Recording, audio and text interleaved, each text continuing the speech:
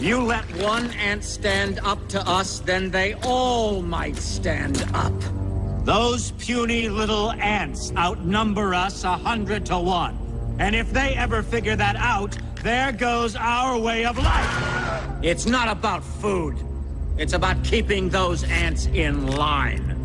That's why we're going back. Does anybody else want to stay? Let's ride!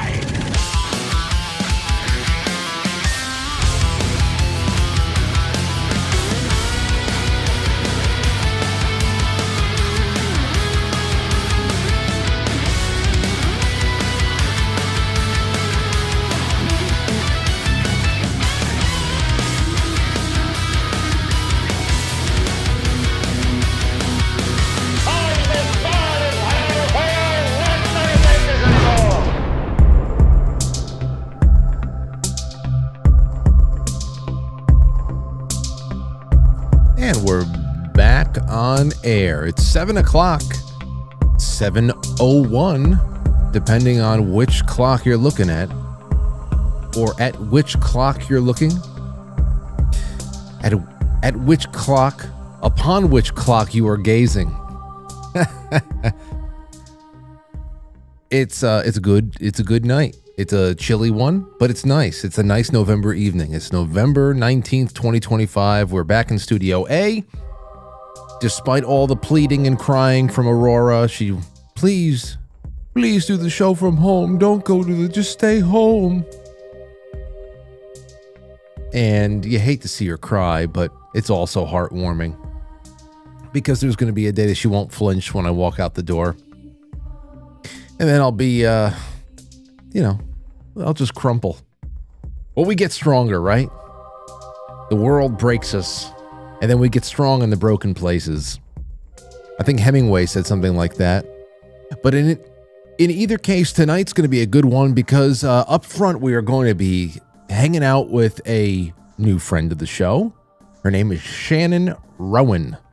And she is a Wi-Fi refugee, which I think actually works out really great because last night when we had Matt from Cultivate Elevate on the show, I didn't really plan too much of that stuff. I wanted to ask him about the Aurora Borealis and what do you think was coming, what that was all about.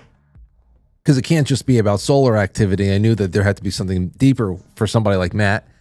And it ended up setting up the table for Shannon Rowan tonight in a big way. We were talking about dream disruption, electromagnetic frequencies and dream disruption, sleep disruption, all this other stuff. I have a poll in the YouTube chat.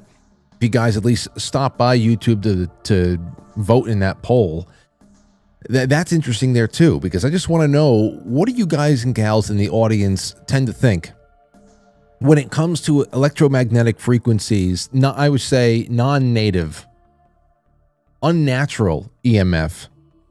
And how much of a root cause is that to, all the issues that we're dealing with today, especially when it comes to human behavior, disease, everything else? Do you think it's a major player? Is it, minimally affecting everything? Is it somewhere in the middle? Maybe it's understated, but not too crazy that it's not something that we can't work against by getting some new underwear and some new drapes or something like that. I don't know. But Shannon Rowan's going to be able to talk about that tonight because she's off the grid. This brought her off the grid. We'll talk about her in a second. Speaking of everybody in the chat room right now, the first 3 minutes of a show is critical. I want to hear where the hell you're from. Let's do another roll call, as we will now do every night. Drop your city, your state, your country of origin, whatever it is. Get it in the chat. Show everyone how far the reach is, and make a friend in a new place. Make a friend in a new place. Over there on Rumble, too. It doesn't matter where you are. All the platforms are playing by the same games. And it was just great to see in the comment section over there on Rumble and elsewhere, people just, I'm in Georgia, I'm in Alabama, I'm in Connecticut. I mean, it was just great to see all this happening. And let's just keep it up, because it's better to see people stop lurking, get a part of it. It's like a jamboree. Let's make the chat room a jamboree every night once again. Also, with Matt from Cultivate Elevate, I was talking to him yesterday because Lauren had asked me, she said, Frank, can you ask Matt if he is selling linen sheets and all this stuff? Because we know somebody who was, and he mentioned linen and cashmere last night, but somebody close to us went and bought a pair of linen sheets, mainly because they recognized Matt from Cultivate Elevate's voice in the commercial. And, a month has gone by now and they have not received their sheets. So, when Lauren told me that, I said, I have to get in touch with Matt and ask him about this. What the hell is that all about? Because I wouldn't be surprised if it's just some kind of a scam. Well, he gets back to me, and everybody just know this, okay? Go to official websites of the people that you listen to. If you want to patronize any of their sponsors or buy their products to support them, and because you just want to incorporate some new stuff in your life, go directly to the people, because the cloning, the scamming is insane right now. Matt wrote back to me. He said, "Oh, these scumbags stole my videos. They cloned my voice with AI. I've had to send them cease and desist letters, but they are outside of the United States. They have multiple companies too, like Faith and Linen and whatever the hell else. So just letting you know, that's where we are right now. And it doesn't matter the cease and desist letters, because they're outside the U.S. and away we go." So I wonder if our friend is ever going to get their sheets. Maybe not. It could be one of those things where they just get it late, and they wanted Matt's voice to have some kind of an influencer edge to it. But anywho, that's it. In the second half of tonight's show, we're going to have a nice little respite from the crowd. Actually, in the center of tonight's show, we have to go into the Epstein censure stuff that's going on now, this kind of backroom deal that has been uncovered between the failed censure of Stacey Plaskett, the Epstein marionette from the U.S. Virgin Islands, which is interesting in and of itself, huh? And then there is also this Corey Mills guy, Republican House member, who is, he's got all these things hanging over his head, from sexual stuff to stolen valor and everything else. That'll be right in the middle, and then we're going to bring on a friend, Mike Baldwin, toward the end to just go through some things and hopefully get you guys involved as well. It might carry over into the flip side, which will be equally hilarious. So follow us into the flip side. I hear that Pilled has a brand new cast button that is right there on the station page on pilled.net, or probably on quitefrankly.tv as well, where you can now cast it right on the player. Right on the video player, there's a cast button that should list all of your Wi-Fi, all of your smart devices in the house, that it should more seamlessly test that out, get us some information on that, because that was a big complaint, that people thought it was not turnkey enough to cast to television, and they ended up watching their Pilled programming on their phone. Let me know how that's working out for you, because we're getting closer and closer to making that even more stable. All right. let us bring on our guest tonight, shall we? Oh, and I'm also going to be announcing the Super Chat raffle, the 1 ounce of silver, and the dick laser. That'll be in the second half of tonight's show. All of your Super Chats, quite frankly, superchat.com, the YouTube, the Rumble, the Pilled. I'll be adding you guys in with the 26 names from last night, and we're seeing who's getting that tonight. But as I said before, last night's show really sets us up for some deeper dives into electromagnetic chaos that we live around or we live inside of. You know, the questions about, was the aurora borealis an electromagnetic planetary bombardment originating from the sun, or was it the result of a continent-wide grid of cell phone towers? Are people being affected by devices we use every day in ways that are far beyond just the algorithms that dictate what we see on one app or another? Are we talking about a little bit more of a broadcast assault of sorts? Those are the types of things that we talk about from time to time. And last night we did a little bit of it, and we're going to be able to put a cherry on top tonight because we've got Shannon Rowan on with us, who is the Wi-Fi refugee. She's a social commentator, artist, researcher, EMF awareness educator, and she has a professional background in photojournalism and editorial writing, the author of Wi-Fi Refugee, Plight of the Modern Day Canary, exploring the rise of electrosensitivity among the general population. Shannon, welcome to the show. Thank you, Frank. Thanks for having me on. It's good to hear from you. So when you say the plight of the modern day canary, are we talking about canary in the coal mine here? Absolutely. Yeah. And actually that is not my latest book, but it is one of my books. It's one of my first ones. So I didn't know if you also wanted to mention the other one is about tech addiction called The Red Shoes, Our Devil's Dance with Technology and How We Can Stop It is my latest one. So yes, canary in the coal mine. Do you want me to explain what that is? Do you think listeners already get that analogy? I think everybody, you know what, why the hell not? I think it's a pretty, let's say it's an old one, but go ahead. Yeah, so like the miners in the 19th century, I guess into the beginning of the 20th, would use canaries to alert them to danger in the mine. So when the oxygen levels were falling, like humans can't actually detect that themselves right away. So the canary is more sensitive to, canary in particular, out of all birds, is more sensitive to oxygen levels. So the canary would stop singing, or if it fell off the perch, then you're really in trouble. And so that would alert the miners to danger in terms of the oxygen levels falling, and they would get out. So when I use it for people today like me, we're the ones trying to, our symptoms that we're having, it means that these exposures are toxic, and we're just more sensitive and more affected first. And really, people should be listening to us and paying attention to us. We're trying to warn them that, instead of just dismissing us as sensitive or possibly worse, psychologically impaired, mentally ill, or something like that along those lines. I get you. So you are the canary in the coal mine. People like you who are sensitive to these frequencies. You say that you listen to us. We're letting you know there's something off here, and we're going to get into that in a little bit. But first, so fine art, photojournalism, that's where you began. Was it always covering geopolitics and news, or is this is that something that really started developing later?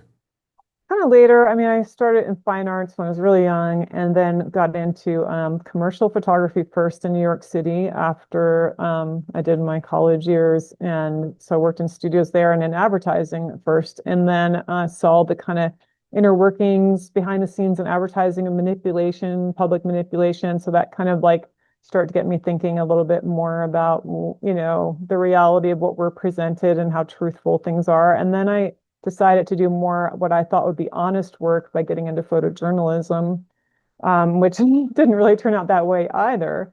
So I saw how my work was manipulated depending on what kind of captions they wanted to run alongside that, and to influence the viewers of my work, and distort that.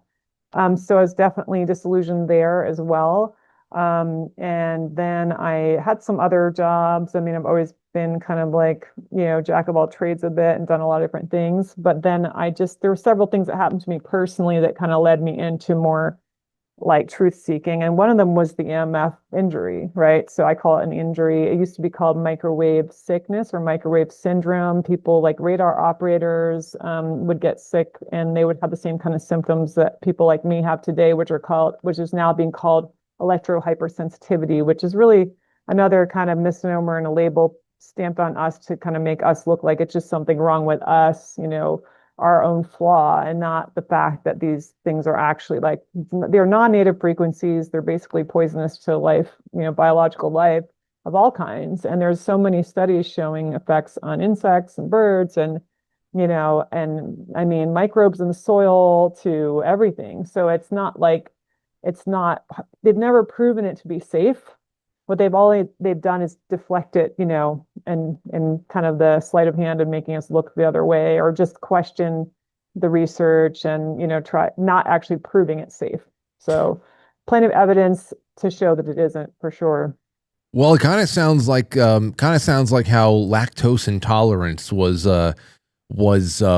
described to me, that it's you could live to 101 and have tolerated lactose and milk that entire time, but on your 101st birthday, you may not just be able to tolerate it anymore.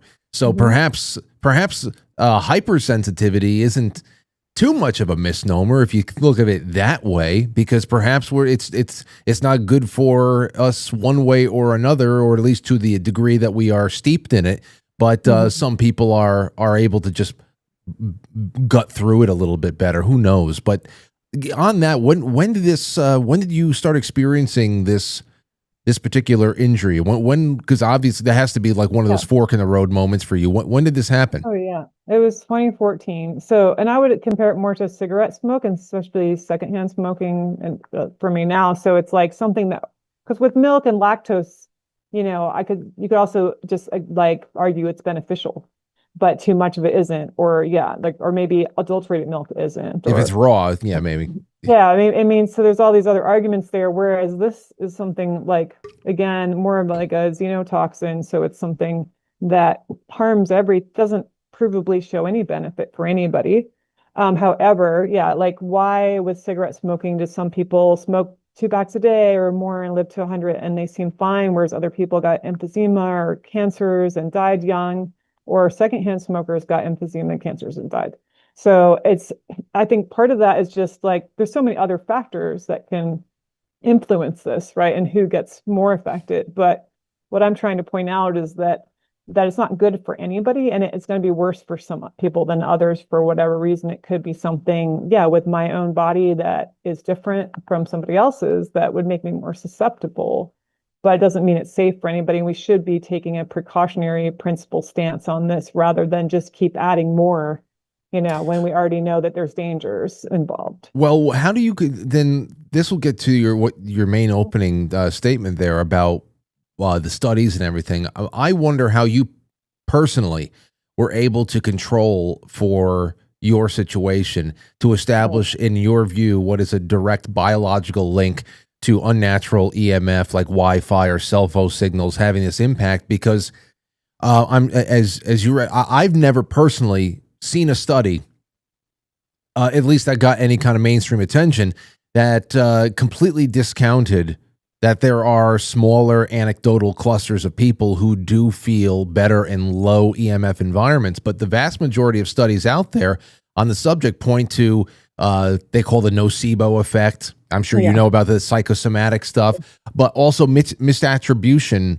of other stressors, posture, screen time, whatever the hell else. So how are you able to control for this to say, no, this is not in my head, and now I have the proof? Oh yeah, absolutely. So the first thing was when I start noticing the symptoms is that I can tell you firstly that I did not want this to be a reality for me. So it wasn't like looking for this. I didn't want it. When it became too painful, I had to start paying attention. And when I say too painful, I mean, I'm holding this cell phone in my hand and it's hurting my hand, it's hurting my arm. The effects linger after I put it down. Then they'll go away. And then when I pick it up again, it's hurting. When I put it to my head, I'm feeling pain in my head. I'm feeling it in my face. My face is going numb. That can last after. It's like it becomes very obvious. And the people who are dealing with this, it's so obvious because I get near a Wi-Fi router, I'm having chest pain. I actually used what was it called, an EEG to measure my heart while exposed and not. And you could see the changes with arrhythmias. And you can do this on anybody. You can show this happening. I mean, some people are not going to get arrhythmias, but I did. And then blood changes, live cell blood analysis I did not do, but I know people who have, and it shows clumping of red blood cells. Interestingly, that experiment's interesting because they'll just 5 minutes in front of a smart meter, standing near it, you'll have a few people and you'll do that and you'll see the clumping happening with everybody. But with the ones who say that they get headaches from smart meters and feel it, the clumping's worse and it happens more quickly. So there is probably something, whether again, it's like a tipping point we reached with too much exposure and then our bodies start doing that. Because I didn't always feel these effects. So it became very obvious in terms of like being near these things and being away from them. And at the time, I was able to also test it by going away from where I got an EMF meter. So I could say like, well, here I am in a clean kind of like what they call white zone, which I mean, it sounds racist, but it actually means just like, there's no radio frequency interference in those places. So it was easier to do this at the time. It's getting harder and harder. It's getting harder to have control groups, right? To get away from it. But the feelings of pain are more acute the closer I am to these fields, and it becomes just more and more obvious. And like I said, I didn't want that to be the case for me. One particular moment I remember, which is very interesting, was my partner was helping me with this, and he was respecting that I didn't want the cell phone in our apartment when he'd come home, at least have it turned off. They started just leaving it in his car. And we took a drive one day and we went through these woods, in our neighborhood. And this is in Washington, D.C. suburb. And it was a place where it was like lower signal and I didn't normally feel much there. And I felt usually pretty good. And we're in his car and suddenly my arm, it was resting on the console and I was in the passenger seat. And I felt this sensation. I was starting to associate and realize it was from, because there's very specific kind of sensations that I don't get from something else. So I was like, why does my arm feel like I'm getting this radiation right now? It doesn't make any sense. And then he goes, oh shit, my cell phone he forgot it was in there and it was turned on. And so neither of us knew when we got in the car that was the case. And so I had no reason to be thinking that. So that was another, just proof to me. But because again, this was not something I really wanted to be happening. I started getting migraines. It also, once I got away from it fully, we were actually going to like Appalachian Mountains, to renting cabins with no electricity or anything for the weekend. And the palpable difference, not just for those like really acute symptoms, but like feeling this weight lifted off of me in a way that I just think I didn't realize I was feeling that way. I think people normalize these symptoms that everybody's used to having now, and that's the new kind of lower threshold of like, standard of health that we all think it's okay now. And so I felt this vibrancy that I probably haven't felt since I was a child, that was like, oh, wow, like this is amazing. And it's not just because I'm in nature. People will say, oh, well, you're in nature. Well, nature can have a cell tower there and not feel that way.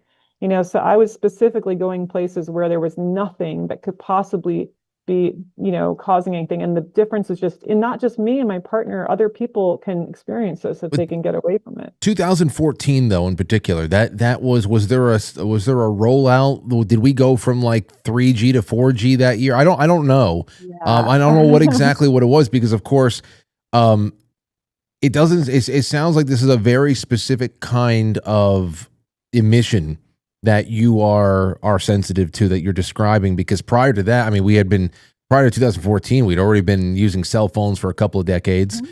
And, I don't know. I just wonder what you localize this to, as far as what was going on technologically in the country at the time. Yeah. 4G rollout. 4G. You nailed it. So that was the time. In fact, so 2012 is also significant because it was when I got my first smartphone. I was like a smartphone holdout, only because of the expense, not for any other real reasons, and then I got my first smartphone in 2012, and then the smart meters went on my home without me knowing.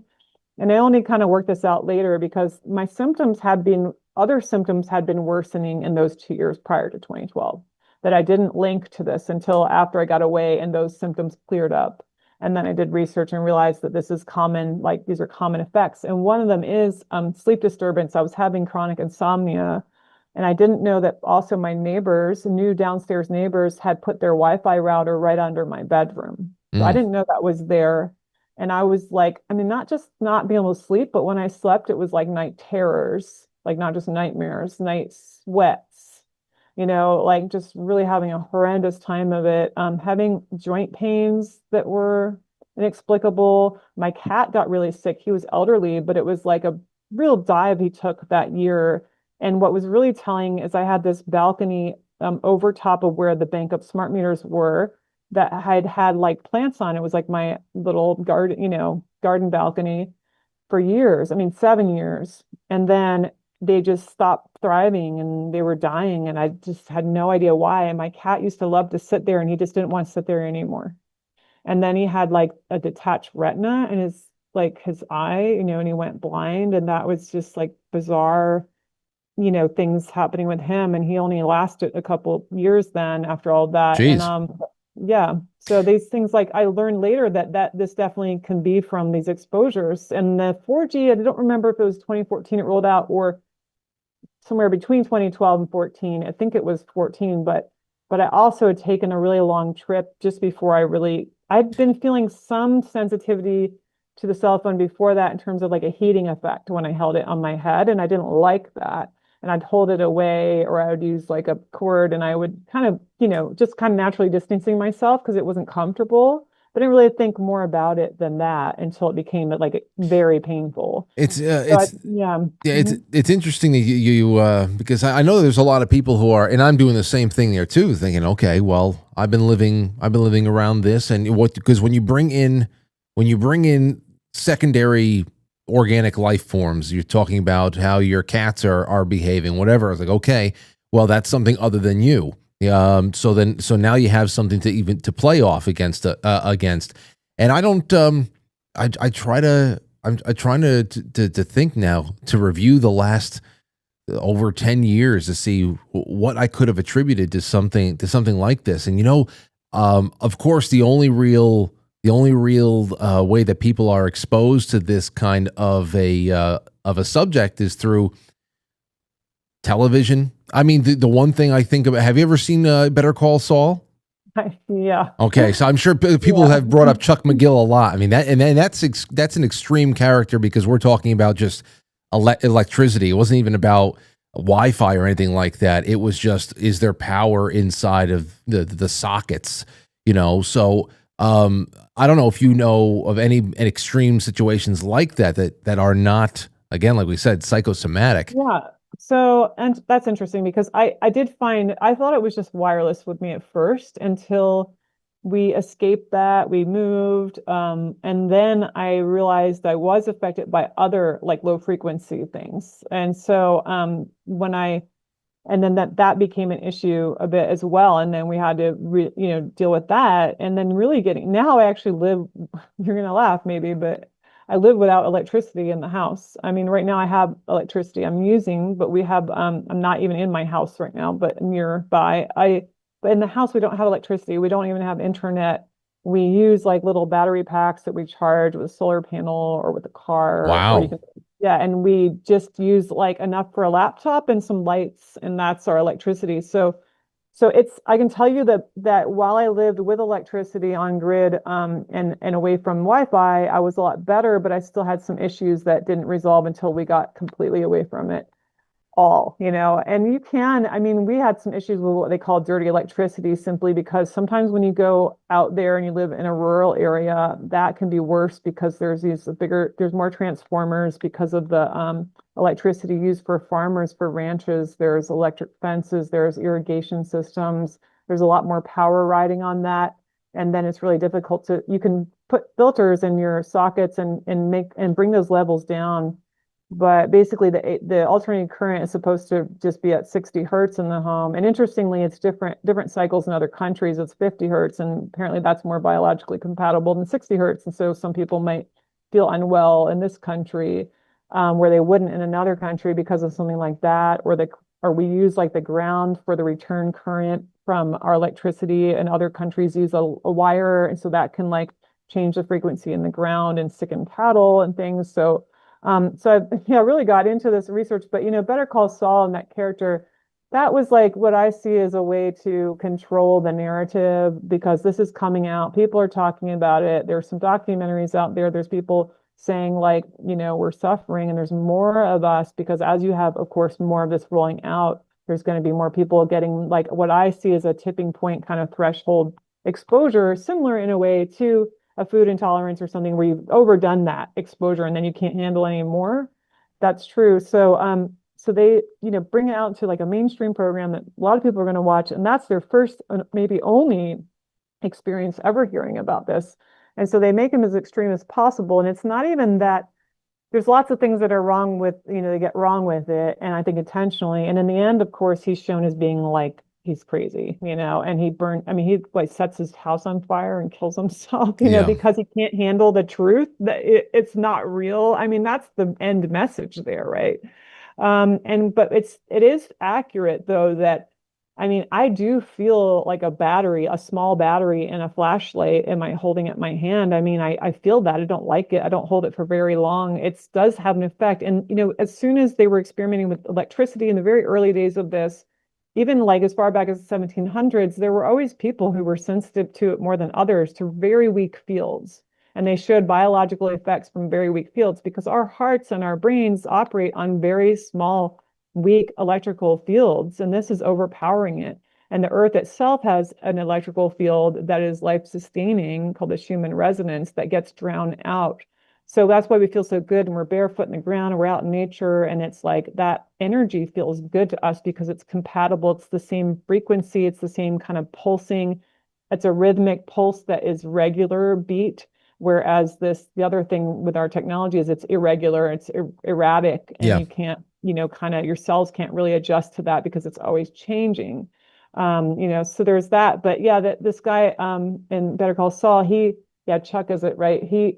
Like, for example, he would know if there's a battery. There was just things that were inconsistent, because he couldn't have lived in that house and been comfortable and then go outside and not be comfortable if his house wasn't shielded. Well, obviously, and things like that. This is just creative license. If there is some creative license after a while there too. But to your point, even last night, during last night's broadcast, the topic of dreams and sleep disruption came up, and my guest posited that any kind of electromagnetic disruption is going to at least have the chance to affect things like dreams, because the dream state essentially an ethereal state.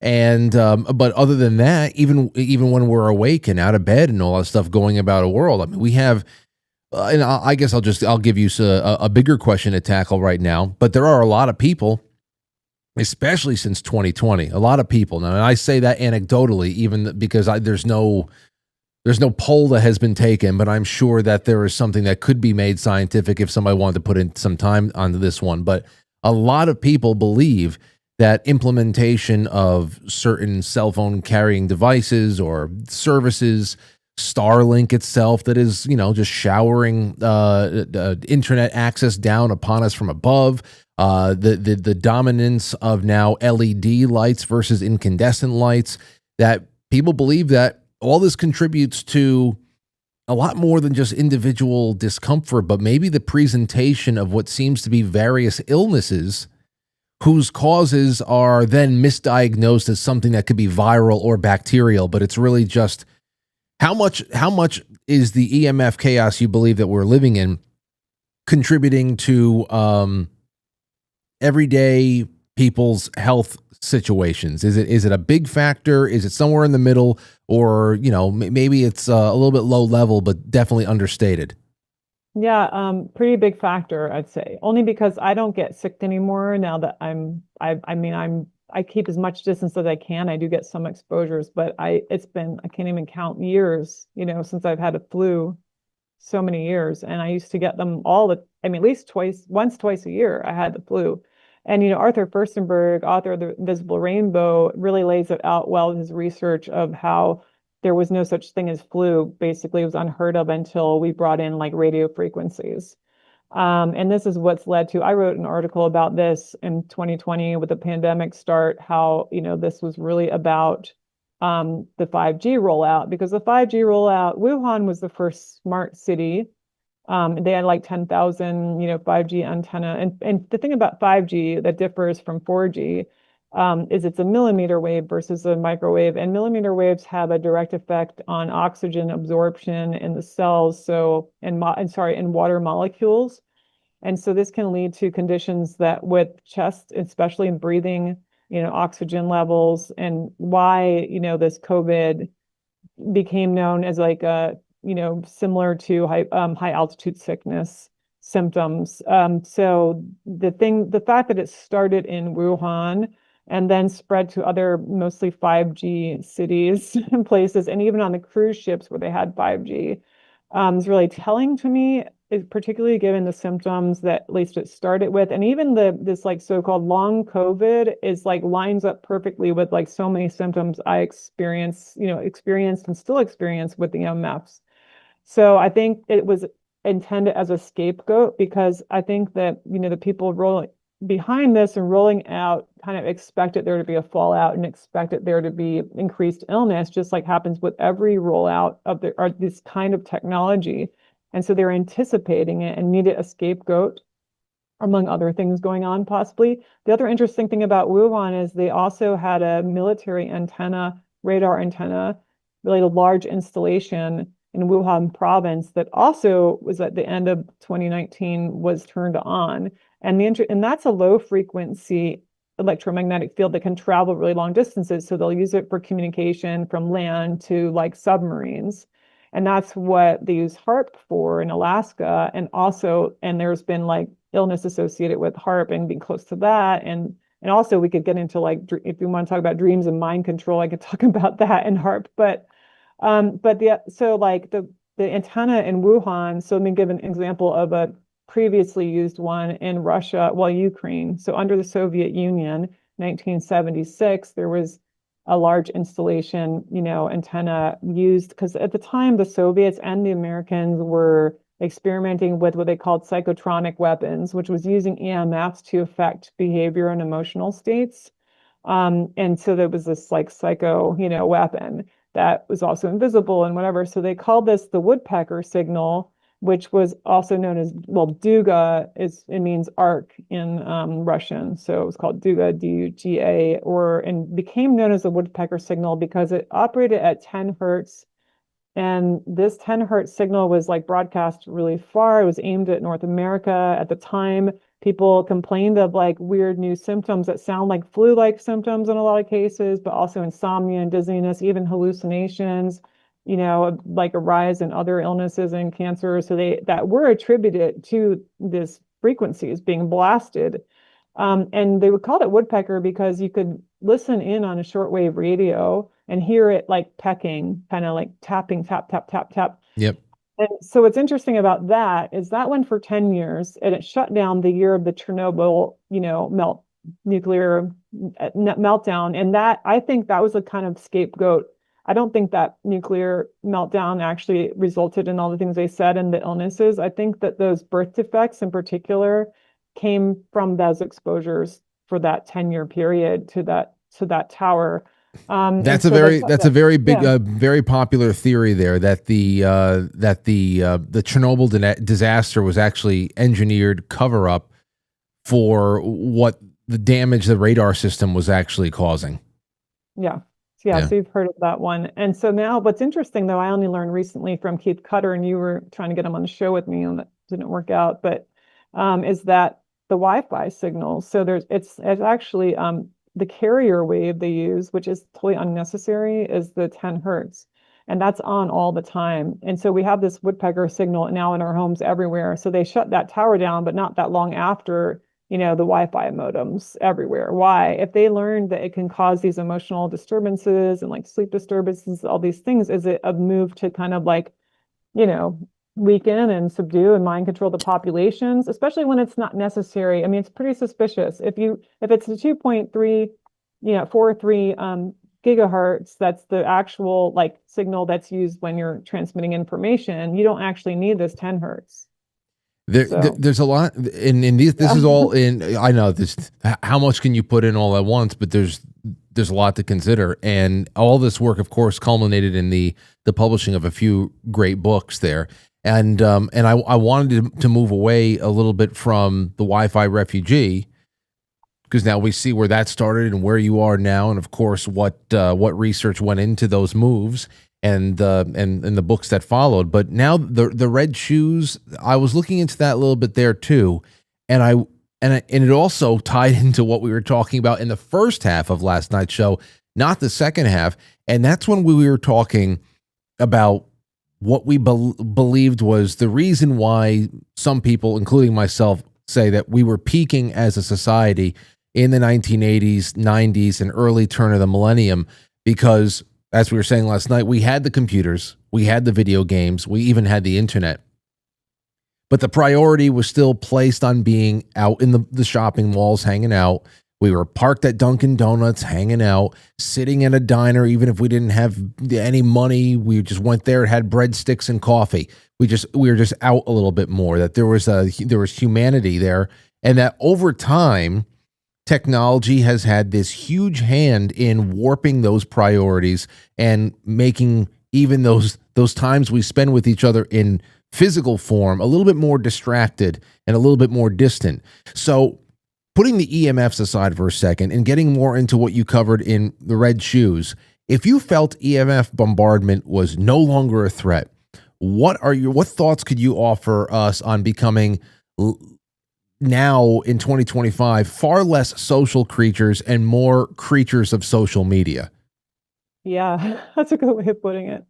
Yeah, it's staggering actually, and I have to say, it's been a blessing in disguise for me to become, electrosensitive, because when I had to give up my phone, I hadn't realized how dependent I had gotten on it. It was such a sneaky thing, in terms of like, and how socially dysfunctional it had gotten. I'd already felt the sting of sort of social media creeping in and in affecting my relationships with my friends, because I remember feeling like they're on Facebook so much now and not in the real world. And some of my friends I used to see living a couple blocks away from me, we used to go walk in the park together. I'd see them so much more often. And I start thinking, where are my friends? And they're asking me, like, where have you been on Facebook? Like, when I see them in person, they're like, we haven't seen you a long time in Facebook. I'm like, we haven't seen each other in person. In Facebook. That's sad.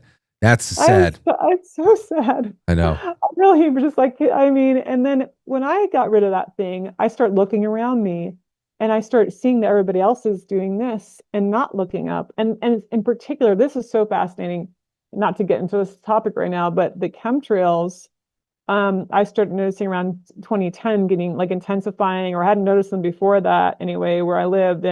And part of me taking notice of that more so was putting my phone away and looking up. Even noticing that there were cell towers around. I hadn't noticed them putting them up, and I realized why nobody else is noticing is because they're just like this so much. And so when I started to tell people, and when I stopped using it, I realized I had become addicted too, because I start reaching for it when it wasn't there. It's like, where's my prompts, my texts, my likes on Facebook?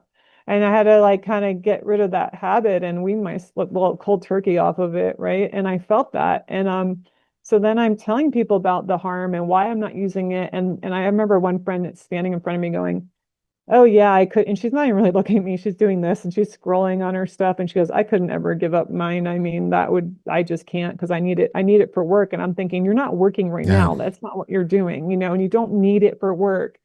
And, people admitting in polls, they'll give up their right arm first before their cell phone. I mean, like literally, but I just felt like this is so rude that people are doing this. Why we're having a conversation? We're supposed to be looking at each other. When did we allow this to happen? I remember the early days of using cell phones. That was totally not okay to use. It was not okay to use it on public transportation. People would get really angry at you. You couldn't use it in a line at the bank or whatever. People would be pissed off and giving you dirty looks of not yelling at you. You definitely couldn't pull it out at a dinner table. No. Anywhere. It wasn't okay to do that. And so how did it become not just okay, but I feel like the rude person, like interrupting this trance, you know, to say something to somebody who just came to say hi to me. I mean, I feel that way today. So one of the big differences I noticed, like moving away from that crazy addiction around me from the city and getting out into rural areas, there were actually still some people in the rural areas who weren't addicted to tech, and they were having social functions. And at the social functions, people were making eye contact with us. And it was such a refreshing change. And you kind of don't realize what you missed until, you know, when you like, you don't realize something's gone until it's back. Yeah. And you'd say, that's what was missing. Oh my God, we used to do that. It's a great way. Another great saying, you know, you don't know what you got until it's gone, but you don't know what was gone until it's back. And that's, I had, that was the main, one of the main observations that so many people had when they came out to the event that I hosted in September over here in New York. I didn't see cell phones coming out of people's pockets unless they were trying to take pictures with new friends that they had just made, and it was wonderful. And I know that that's what you warn about in big ways. Of course, you go much deeper into it in the Red Shoes. I hope everybody goes to your website. I have it in the description of the episode, WiFiRefugee.com, Wi-Fi-refugee.com. But yeah, that's something it's really prevalent right now, and I think a lot more people are reflecting on it, no matter what generation they're from, and because there's a lingering kind of almost like a weight around your neck. I feel it sometimes too, and I know when I'm using the whole idea of I need the phone for work. You know, I'm live every night. I have to know what's going on out there. It's incumbent for me. I have to be refreshing this page constantly. What if I miss out on the new little bit of information? It's like, no, put it down and please just go outside. Sometimes it's just so hard. It is. And that's when I realized the talons are in me too. And now it's becoming a little bit more of almost like a holiday priority of mine to decompress and try to find new balance in 2026, because it takes the life out of you. It will, and it will if we don't stop it. And so I think one of my key points and what I try to get people to realize is that this doesn't have boundaries, and it encourages us to not have boundaries and on our time, you know, and so that's everything. That's our time, is our life, right? And so we have to create them, and we have to change expectations. Like, just because we can doesn't mean we should. Just because you can send a message instantly, it doesn't mean you have to instantly reply or instantly look at it. Yeah. You know, what happened to like this kind of the 9-to-5 workday, or having the weekend off, or just any kind of boundaries? You know, what we were promised, and had not been delivered, is that these kind of technologies would save us time. We'd have a shorter work week. We'd have more leisure time and more time to spend with family and friends. You know, what started as augmenting on social relations, the real ones in the real world, became a replacement for. You know, now people like so-called meet online, and they make friends online, and they often never even see each other in their real life, and they don't even know if those people are real anymore. You know, I mean, it's gotten to that point. So this kind of, we need to like really reassess and shift our focus and priorities, and make the boundaries, and put the tool back in its place as a tool, and not something as a master over us that has its own agenda that's trying to control us. And that's why I call the book The Red Shoes, because the red shoes are dancing us. We're not dancing the shoes. Like, we're stuck in them. They're cursed. And this is the glittery red shoes of technology that promised us this life of ease and comfort, and to do everything for us. But, you know, this is a trap for us as humans in general, and with anything addictive, the trap of like wanting to just be lazy and having all of our, you know, work done for us by something. And as soon as you start handing over all those things that you should be doing yourself to something else, you lose your power, and you become enslaved to that thing and dependent on it. 100%. And, you know, one last question I have for you. Actually, it's from when I was doing a little bit more research on your work, especially you have been a contributing author to a number of books I found. And I saw this one book that you were a contributing author to called Fake Awake: Cults, Psyops, Psychosis, and the Systematic Destruction of the Truth Movement. With the couple of minutes we have left, can you let me know? I often wonder how far off course what was considered the new media, because now everything is at least 10 years old. Yeah. What was considered the new media is, how far off course are we drifting? Because I do notice that whereas in around 2014, 15, 16, we were really reaching the apex of our influence as decentralized media makers, and it was a lot more conversation based and all that stuff. And 2016 was the last real election cycle that the mainstream media had actually that was the year that the mainstream media's back was broken as far as influence goes. That was an election that was really won on the backs of podcasts and YouTube channels and blogs and memes and all that other stuff.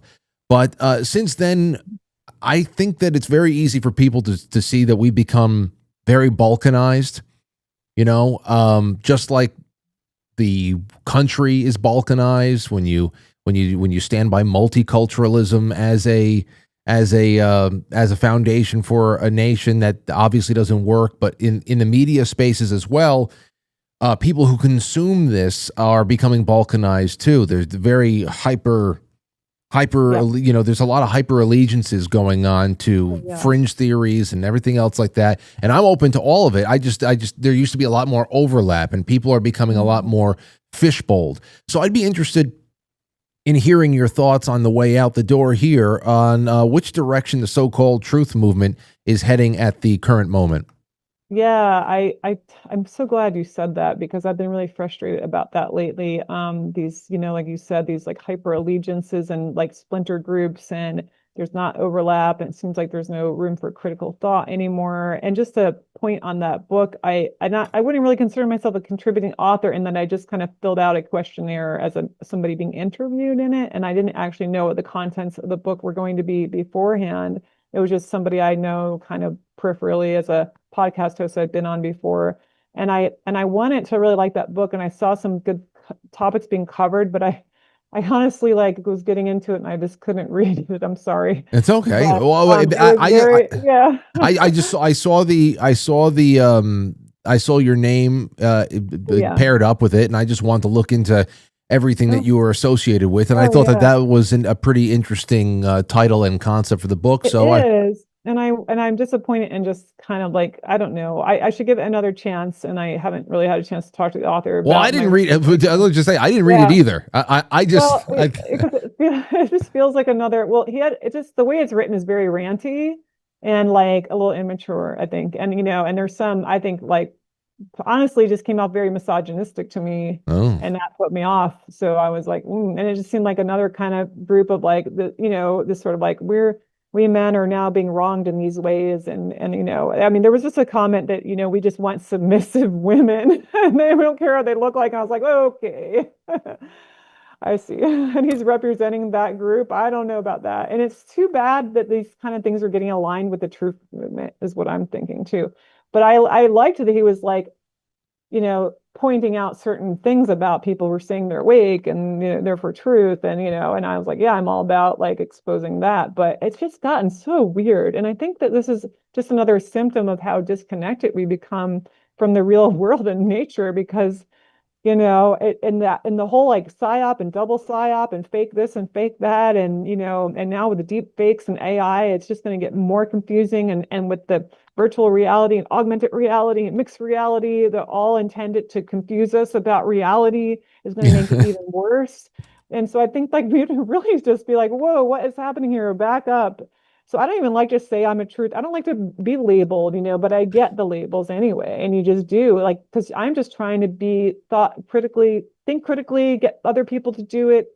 I could be wrong. Some of my work could be wrong. I'm presenting things as I see it, as I've learned at the time. I could find out something else later. I'm open to realizing that. But these camps, these entrenched camps, and they get behind this one thing, and then they just you can't talk to them about it. And we saw so much of that happening with the pandemic too. Before that, you could question germ theory if you want it without people thinking you're a terrorist and going to endanger everybody. You could have a different view about medicine, about vaccines or anything, and it wasn't like a crazy life and death, everybody panicking situation, let's quarantine everybody and put people away in camps and re-educate them, you know. Well, you're putting like, it into, yeah. I guess we're on the same page. It does seem like a lot of every time a new thing is introduced, instead of there being a collective feeding on something and digesting, it's just people take their portion and they go to their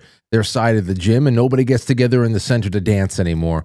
That's a good way of putting it. Well, listen, it was wonderful having you on tonight. I want to do this again because, of course, there's just so many places to go with it, and I'm sure that we're only beginning our walk down this path here. As a lot more people are becoming aware of how they are reacting, just physically, to the where they live, and it's not like the technology is going to stop getting layered into our daily experience. So let everybody know if you have any upcoming appearances, if you have any books that you're working on. The link to your website is in the description. But yeah, let everybody know where to find your next move.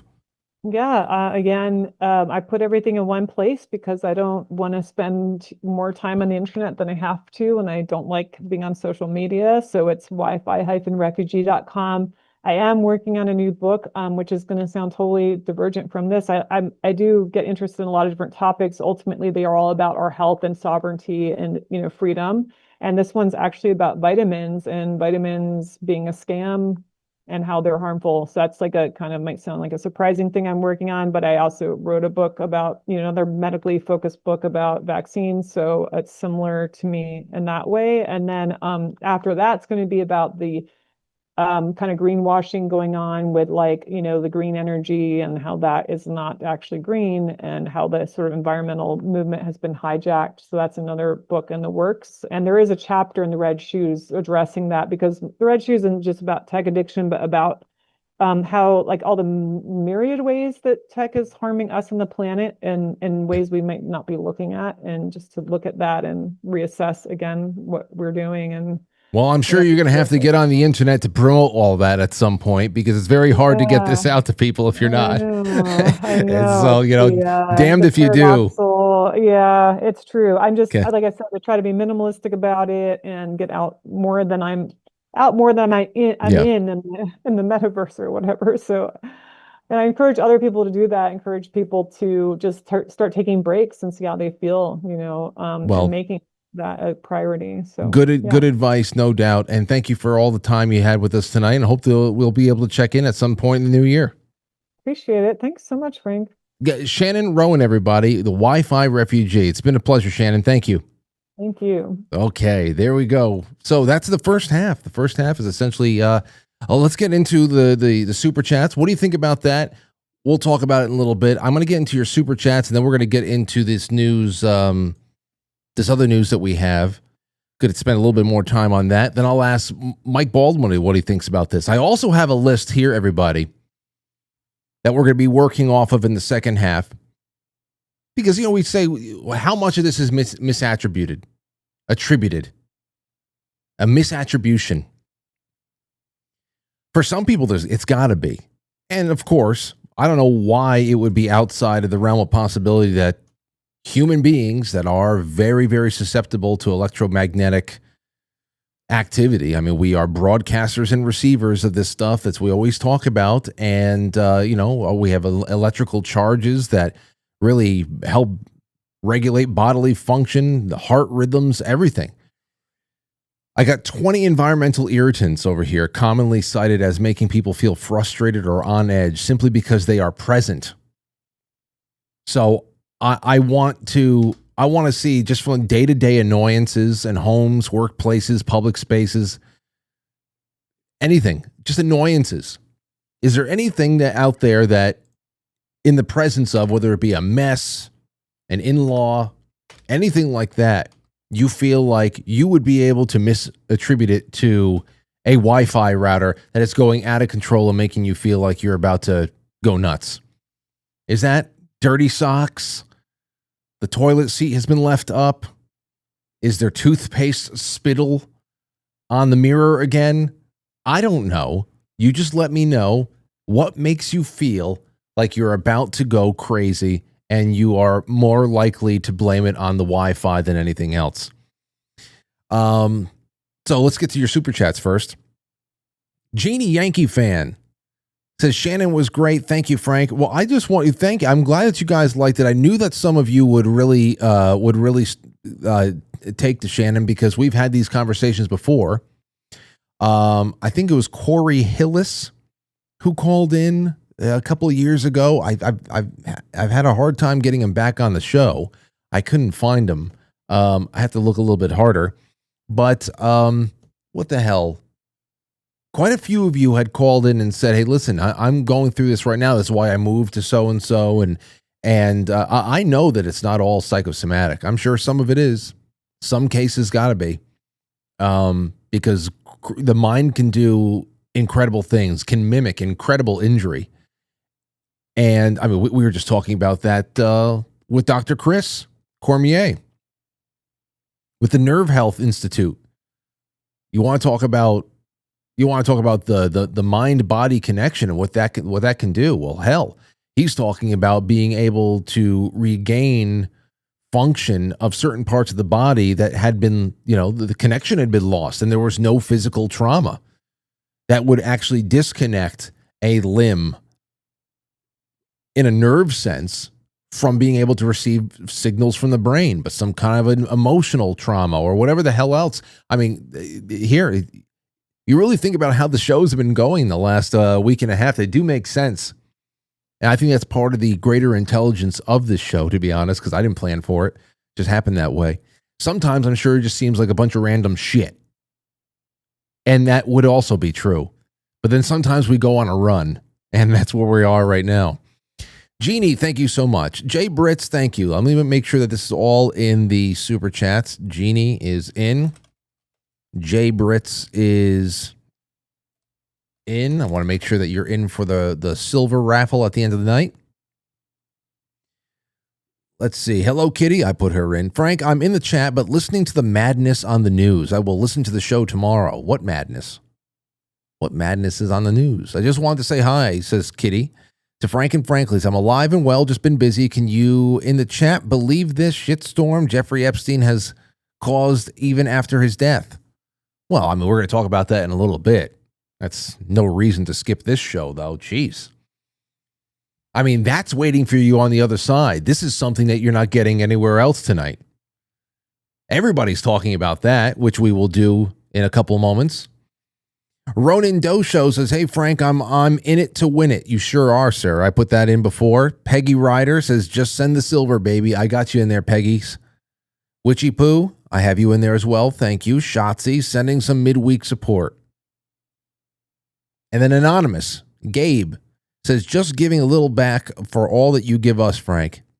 That means the world. It really does. Okay, and Awakened Boomer on Rumble, thank you. It's good to see you out there, Graydon. Northern Pike says, ancients said the eye shall not rest on the forehead. The wisdom will teach that we are all pieces of eternity forever, going on sunlight sultified into creature life. I don't know what I just read, but I appreciate it. Thank you. Dub Helix, my favorite time of the day. That's over on pilled.net. Corey says, put me in the raffle, please. You're in it. I put you before. Valhalla, I put in. I would like to win some mod silver, please. You got it. Dragonfly, thank you. Big Chief Patriot says, good evening, frankly, showing up late to the party. What an awesome week of shows. Enjoyed meeting Brett last night. Seems like a good dude. Very relatable. He's one of us. It was great. It was great. I would love to just meet more of the talented Franklies out there in the audience and work those into the schedule. NX17 says, I've noticed since 2020 feeling flu-like while being in Walmart or grocery stores. I've always suspected EMF sensitivity. You should look into it. Honestly, I always feel that semi-flu-like feeling and never feeling like you're bouncing off the walls like you. I understand, Frank, you're not going to bounce off the walls like you're 12 anymore. You're 40. I was feeling that way at 30. Where I'm feeling good, and every once in a while, I'm just like, what's this uneasiness? It could be, it just could be my gut. I don't know. It could just be anxiety, maybe. But it just doesn't, I don't know. It almost felt like there was a surge of energy. It wasn't just a adrenaline. Then again, why wouldn't adrenal function be connected to all that? You see what I'm talking about? This is why I listen to people, and I understand why these theories proliferate so much. Because the more you hear, the more factors that are added into our society, whether it's being rained down from above with Skylink, Starlink, 20,000 devices floating above us that's just, providing internet from above, or all these cell phone towers all over the place, and God knows whatever, the smart meters and everything else. We live with a rat's nest of a current of electricity that is right above us, outside, connected to every telephone pole. Train tracks, this and that. I mean, it's just electric disruption all over the place. It is. It's all over.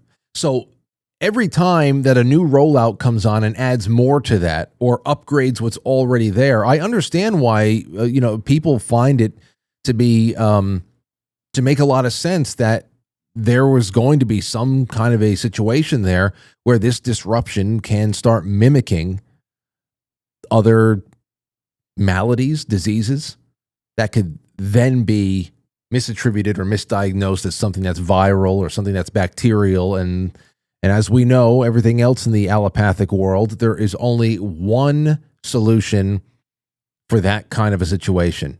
And that is, how do we medicate? How do we medicate? I have to imagine that there is something out there. There's at least a few people in this country of 300 some odd million that we can account for who is being medicated for a chronic condition that has been completely misdiagnosed and is really the cause of some kind of electromagnetic disruption or chaos. At least one person out of 300 million, that has to be the actual situation. Who knows? But it's not. It wouldn't shock me. Why would it? Moira says, very interesting topic today. Thanks, Frank. Smartphones and ubiquitous EMFs must be playing a part in the marked increase in AFib. Hey, Moira, please let us know how Todd is, by the way. Send him our love. Haven't heard from her since last night. Think about that. Fantastic guest. Happy hump day. Much love. P.S. I want some silver, says Amethyst Cat. Don't worry. I'm putting you in right now. Moira and Amethyst Cat. Great. Okay, now take a listen to this. As we have about 10 minutes or so before Mike Baldwin gets on the air. The censure of Stacey Plaskett, or at least it was an attempt to censure her. This is just really incredible. Really, really incredible. Now, first, let me just let you know, let me just remind you guys that a censure vote is really, it's essentially just saying shame on you for something, good sir. You're not expelled from the House. You don't lose your vote, even though Stacey Plaskett is a non-voting member of Congress, which is why I think it's incredible that she has so many appointments and stuff like that. There's no fines. There's no penalties if you're censured, nothing like that. It's a big slap on the wrist. You get some political damage, which these days is like a badge of honor, depending on what you're being censured for. For example, I mean, there's no greater censure than getting impeached. Trump got impeached twice. He got stronger politically each time. You know, it's a badge of honor. 34 felonies. Great. We know what those felonies really mean and who made them possible and where they originate from. It's only going to make them stronger. In Plaskett's situation, it's not that. Jamal Bowman pulling the fire alarm on the Capitol Hill, it's not that for him. You're going to get screwed there. Proper news coverage alone will lose you a seat, but it's just easy for your opposition to attack you. But when you are getting money or you're taking direction through text message in a congressional hearing from Jeffrey Epstein, that's a little bit different. It's a little bit different. And take a listen to this. This is crazy. From the Gateway Pundit, we haven't read anything from them in a while. Representative Anna Paulina Luna reveals a dirty backroom deal that led House to voting against censured Democrat Stacey Plaskett for colluding with Epstein. A Democrat got away with colluding with one of the most notorious pedophiles in American history thanks to some good old-fashioned backroom politics. As the Gateway Pundit reported, the House of Representatives on Tuesday evening voted against censuring Representative Plaskett over her collusion with Jeffrey Epstein during a 2019 congressional hearing. Earlier Tuesday, the House voted to advance the measure to censure Plaskett and remove her from the House Intelligence Committee. Then, later that evening, the House voted 214 to 209 against censuring Plaskett. Every Democrat voted against the censure, while 3 Republicans voted present and 3 other GOP lawmakers joined the Democrats. Following the vote, Representative Anna Paulina Luna exposed the nasty backroom deal cut by House leadership on both sides to ensure the vote would fail. It turns out GOP leadership was desperate to avoid having Representative Corey Mills, a Republican from Florida, face not only a censure vote of his own, but also an ethics investigation. Mills is facing a restraining order for allegedly threatening to circulate explicit videos of his former girlfriend. His girlfriend claimed in a petition filed in August that NBC News obtained that after they broke up, Mills said that he would blackmail her by using nude images and videos. He allegedly said that he would physically harm anyone she dated. But there's also other things that are going on there. He has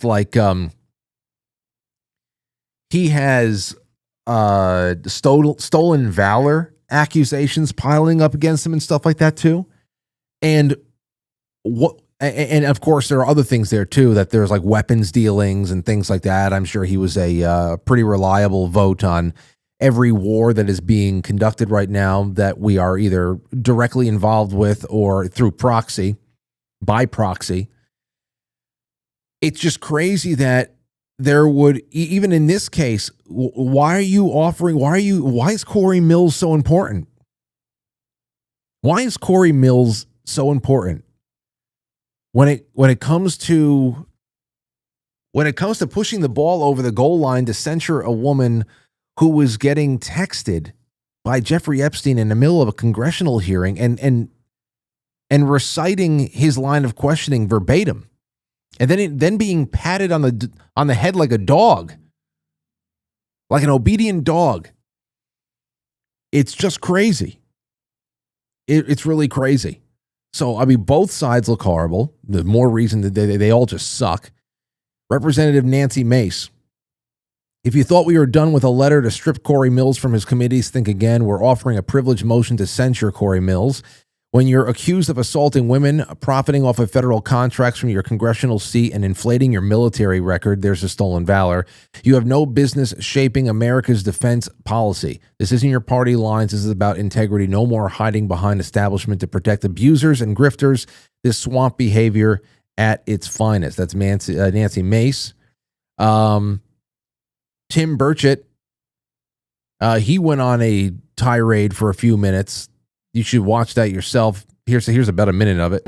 Hey everybody, Tim Burchett, late vote series to censor delegate Stacey Plaskett. She's the one that was received a sizable contribution from Epstein, which apparently is legal. I'm not sure, but she also is the one who was texting with him during a committee hearing, getting instructions on how to better attack Trump from Epstein, sending her the text. And so she's on things, but this is one that's really, really bad. You've got some people on there who are chairmen of committees and things like that. And that's the kind of people we put in leadership. It's bogus and it stinks. So he was talking about both sides. I had to just skip along a little bit there too, because we're working with limited time. Here's another crazy one. Now this is Stacey Plaskett herself. This is 4 minutes of her, I guess, with all of her girlfriends behind her, giving her some support. Delegate from the U.S. Virgin Islands. She's up there just trying to put her case out. I first want to give you all a sense of what was happening that day. Everyone knows at that hearing in February, the entire country was watching. So, and let me just say, this is 4 minutes long. We're not going to be watching it. She essentially does not get around to anything. It's all, as Gunther Eagleman said over here, it's pretty much, it was just but Trump this, and that. Completely sidestep. She doesn't ever really address why she allowed Jeffrey Epstein to speak through her like she was Whoopi Goldberg in Ghost. Okay, we should call her Representative Oda Mae Brown over here. And this whole thing went on for 4 minutes. It's just exactly what you'd think. Just skated, did her thing, and then went on to CNN, and in 43 seconds destroyed everything, destroyed all the neutrality that she was trying to serve up there. And I actually give what's her name from CNN that is interviewing her a lot of credit for this. Take a listen to this exchange. Having a real friendship with him. That is the voice of Plaskett. Is not something that I would deem to have. And so I'm just looking forward. I'm moving forward. And I think that that's what we as American people should do, is move forward. If individuals are not involved in illegal activity, extending his criminal enterprise or his financial enterprise or all of those things, I think that we need to look at what people are doing moving forward. Wait, let me just better understand that. What is that point? Because at the time he was a known sex offender and it had been detailed all the sexual abuse. There are a lot of people who have done a lot of crimes, and as a prosecutor, you get information from people where you can. What does that mean? What does that even mean? I mean, she's not very smart. They never really are. And I can't believe that she had that incredible lancing blow. She got completely skewered on CNN, but then again, it wasn't like it was in bad faith. It's just like when he was texting you, he was already a known sex offender. That is an illegal distinction that we knew about. That's on the record at that point. And then that response at the end. And what the hell is Wolf Blitzer still doing there? That guy's still working? It's crazy. These people come and go. I thought that he'd retired. Like Jon Stewart. I thought Jon Stewart was retired. It never ends. It really never ends. Anyway, I'm going to bring on somebody that I haven't seen in a while. And it's going to be so good. It's going to be so good to share the airwaves with him again, because I haven't seen him in months. Back in the good times before we all got topsy-turvy. Back in Jamboree days. Hello, Mike Baldwin. How the hell you feeling, man? What up, Frank? Sorry, I was just watching the latest episode of Quite Frankly on my phone. I was distracted when you shot on here. Yeah, you got pulled into the front. Hey, so what happened here? So did you move? No, I just cleaned some stuff. Well, there's usually a Christmas tree over your right shoulder, unless you're inverted. No, I'm not inverted, and that's not the same Christmas tree as before. It's much smaller. Exactly. I ended up getting rid of the other Christmas tree because it was like 10 years old and it just had like, dust and stuff on it, and you can't really clean it. Like, what am I going to clean each individual like bristle all the of bristles. Christmas tree? Yeah. So I was like, it's had its run, and like half the lights went out. It had lights like embedded in it, Yep. And so it was that deal where like if you could pop the lights out and replace them individually, but I didn't feel like going through the tedium of figuring out which one light was the bad one. So, yep. You know what? That's not even the solution anymore. These lights, these Christmas lights, fucking suck. I feel like if you were to unravel them, plug them in and you make them like a permanent fixture in your house. Like if you line a window with it, you just find a way to just kind of like soften up the room with some Christmas lights or whatever. If you leave it like that, they usually stay lit for quite a long time. but it's when you roll them up and you put them away, you take them out a couple of months in a box, and they're so fragile these days. And it used to be that when a strip of lights went out, you replace like the first one and the last one, and it reconnects the circuit or something like that, or you find the culprit that took out the whole strand and it comes back to life. That is not the case anymore. They have you buying new wires every year. What are those lights doing when they're in that box? That's like a boring version of Toy Story. Just a bunch of Christmas lights. Jim, come over. I can't. Yeah, I got one of those. It's like LED lights, but it's on like a long strip of tape, basically. So you peel the back off, and I've got it lining my ceiling in my bedroom, and it has a little remote with it, so you can make it whatever colors you want. And I turn on a little red light before I go to sleep because I read somewhere that red light is good for you. But then I also asked Grok, and it was like, no, you don't want to do that. So who the hell knows what to do with anything? But I have a cool light thing lining my ceiling in my bedroom. Well, it's not just a red bulbs. It's like a certain type of.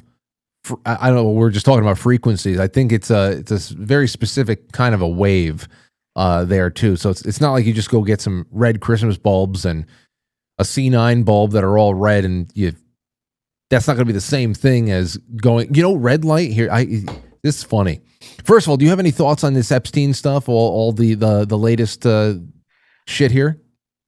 I do have thoughts. I think that it's going to lead to worse things. Like the thing Megyn Kelly said, where she was like, they were 15, 16. They weren't like little kids, I think in all of these Epstein releases, we're going to see some emails or something where somebody makes reference to another guy who's doing way worse things. And then that will lead to a whole nother, like, now we got to catch this guy and all the people that guy was working with, which then leads to just younger and younger and more like satanic worship type shit. And sacrifices and that kind of stuff, and it's the Great Awakening, bro. Well, hasn't been so great. I mean, in the way that it doesn't. We're getting there, but the more we learn, it doesn't feel so great, I should say.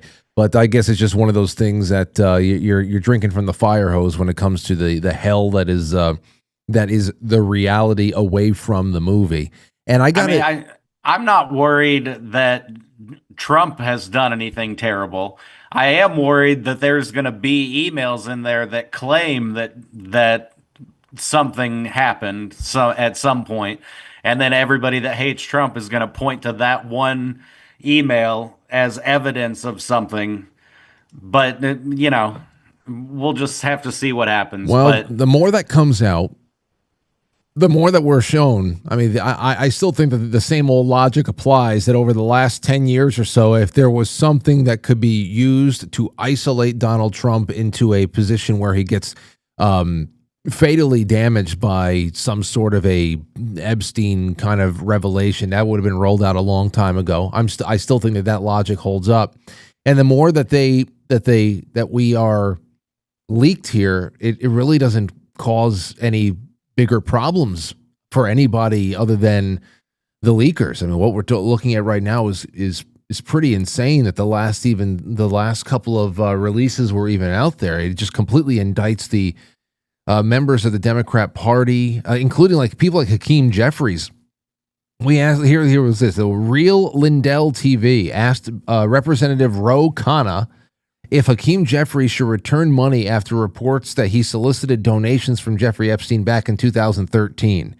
I mean, people are getting caught with their pants down right now, figuratively, with all this. Like, how should I take a stand against people in my own party leadership? Hakeem Jeffries is the minority leader right now, and it's a one black eye after another. It makes you wonder why the hell these things even continue to leak out here. But what I would really like to see, Mike, And I haven't heard anybody really making these types of connections, but in 2016, when we started seeing all those Podesta and the DNC and the Podesta emails that came out, the type of weird stuff that we saw in the Podesta emails that became the foundation for, that map key that everybody was using really pieced together what became the larger Pizzagate analysis.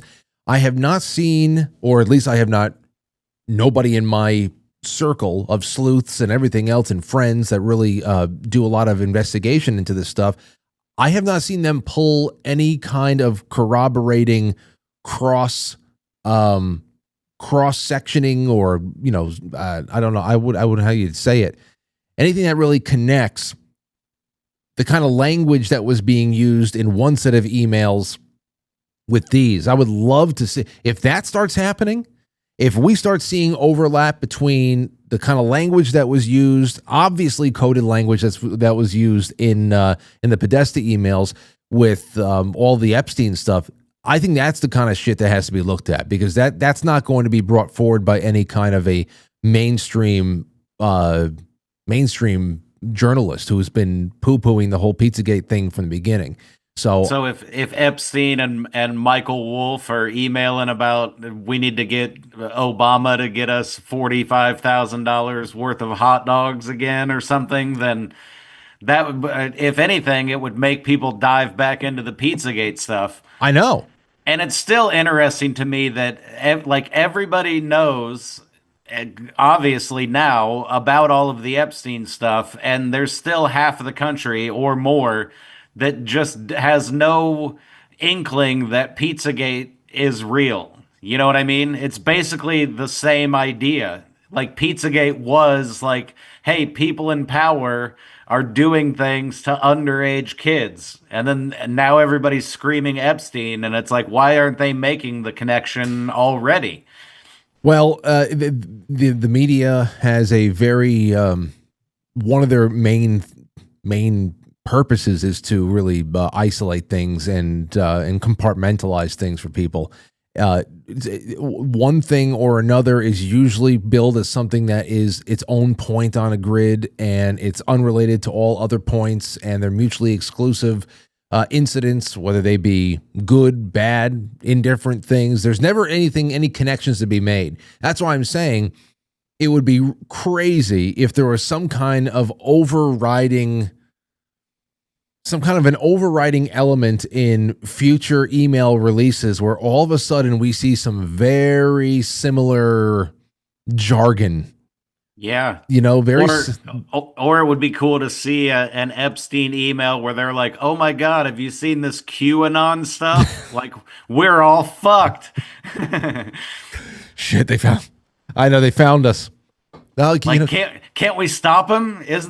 Isn't he giving up classified information? No, man, he's doing it like smooth. Like, by the way, I think Circle of Sleuths would be a good name of something. A band or like a podcast show or something, something that you add to your list of things that you have to do every day. I got to go do my other podcast. Yeah, well, there's some people like Sam Tripoli has like 10,000 podcasts.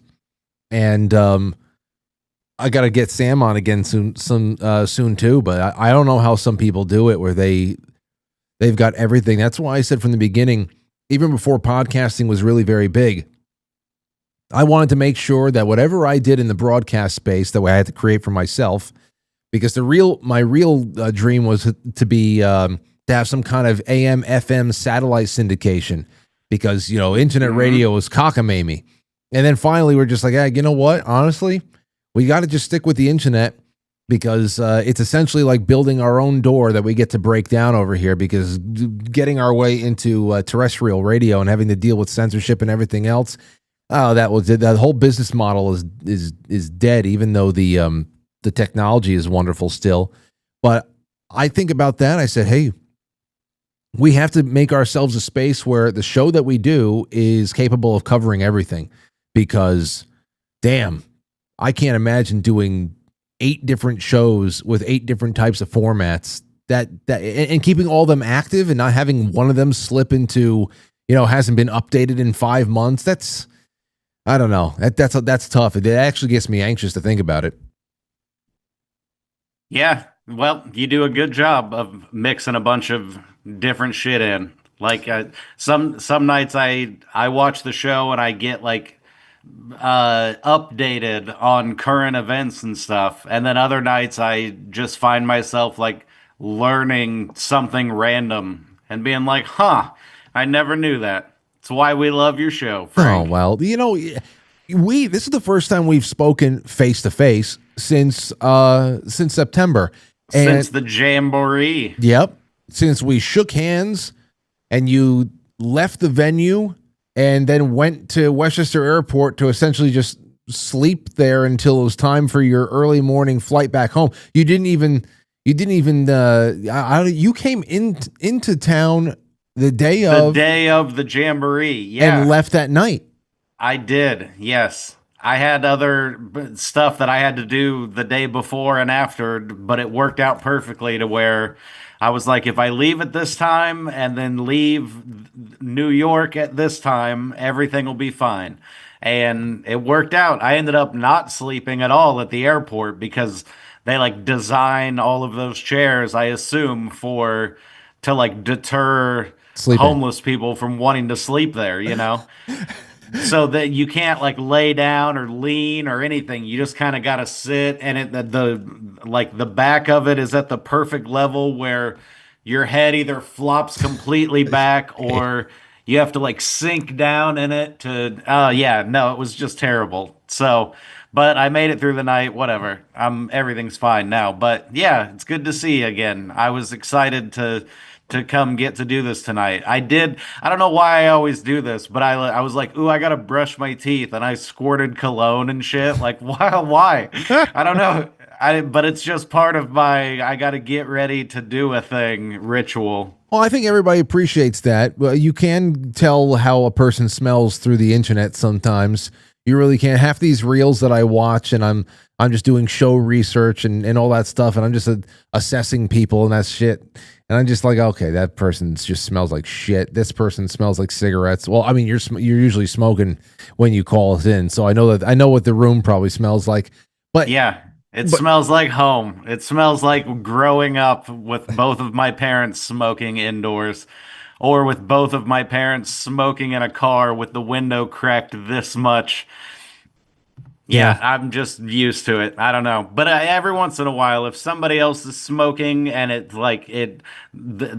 flows towards me, it can still bother me sometimes. But it's like what do they say? Like a dog's own shit doesn't bother it or something like that. Like other people's smoke, I'm like, dude. But when it's mine, I'm like, what? You can't even smell it. Can't even smell it. No, please stop bothering me with this. Let me ask you this here. I'm going to give you a just to be on topic for tonight's show before we move into something else. Here is the current chat room poll that I'm running on YouTube right now. I said, do you believe EMF, electromagnetic frequencies, is the undiagnosed cause of our modern health issues? A, mostly responsible. Is it minimally responsible, or somewhere in the middle? Out of about 330 people who voted, about 55% said maybe somewhere in the middle. 16% said minimally responsible, and then 30%, still sizable, says mostly responsible. What do you think, Mike, before we end the poll?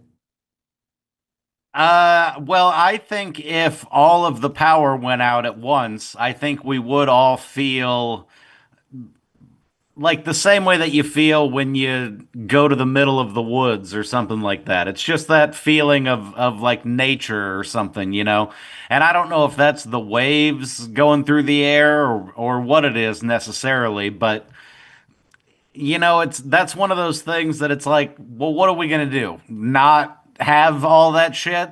We got it. So you got to just deal with it. And people aren't like cancer numbers aren't ridiculous more than usual. You know what I mean? It's not like there's a giant problem with this. I'm sorry for the one lady and for what's his name, Chuck from Better Call Saul. Like people like that do exist, but it's like the peanut allergy thing or whatever. It's like, you need to handle that yourself. If you want to not have peanuts around, you need to like avoid peanuts. Don't make me not get peanuts anymore. Well, I think that when I think about all the other times that I've posed that question, well, what's the solution then? Because everything we do, the connectivity that we have right now has become, they're in a recreational sense. It is, we have some personal moderation duties that we have to take up, and we have to try to make sure that we are not going nuts with all this stuff and keeping our humanity in check. But other than that, there's just we need it for so much. And I usually, when people say, well, you want to talk about solutions, then we have to find a way to listen. Your devices have got to be connected a little bit more hardwired. I think about, an Ethernet connection to your phone.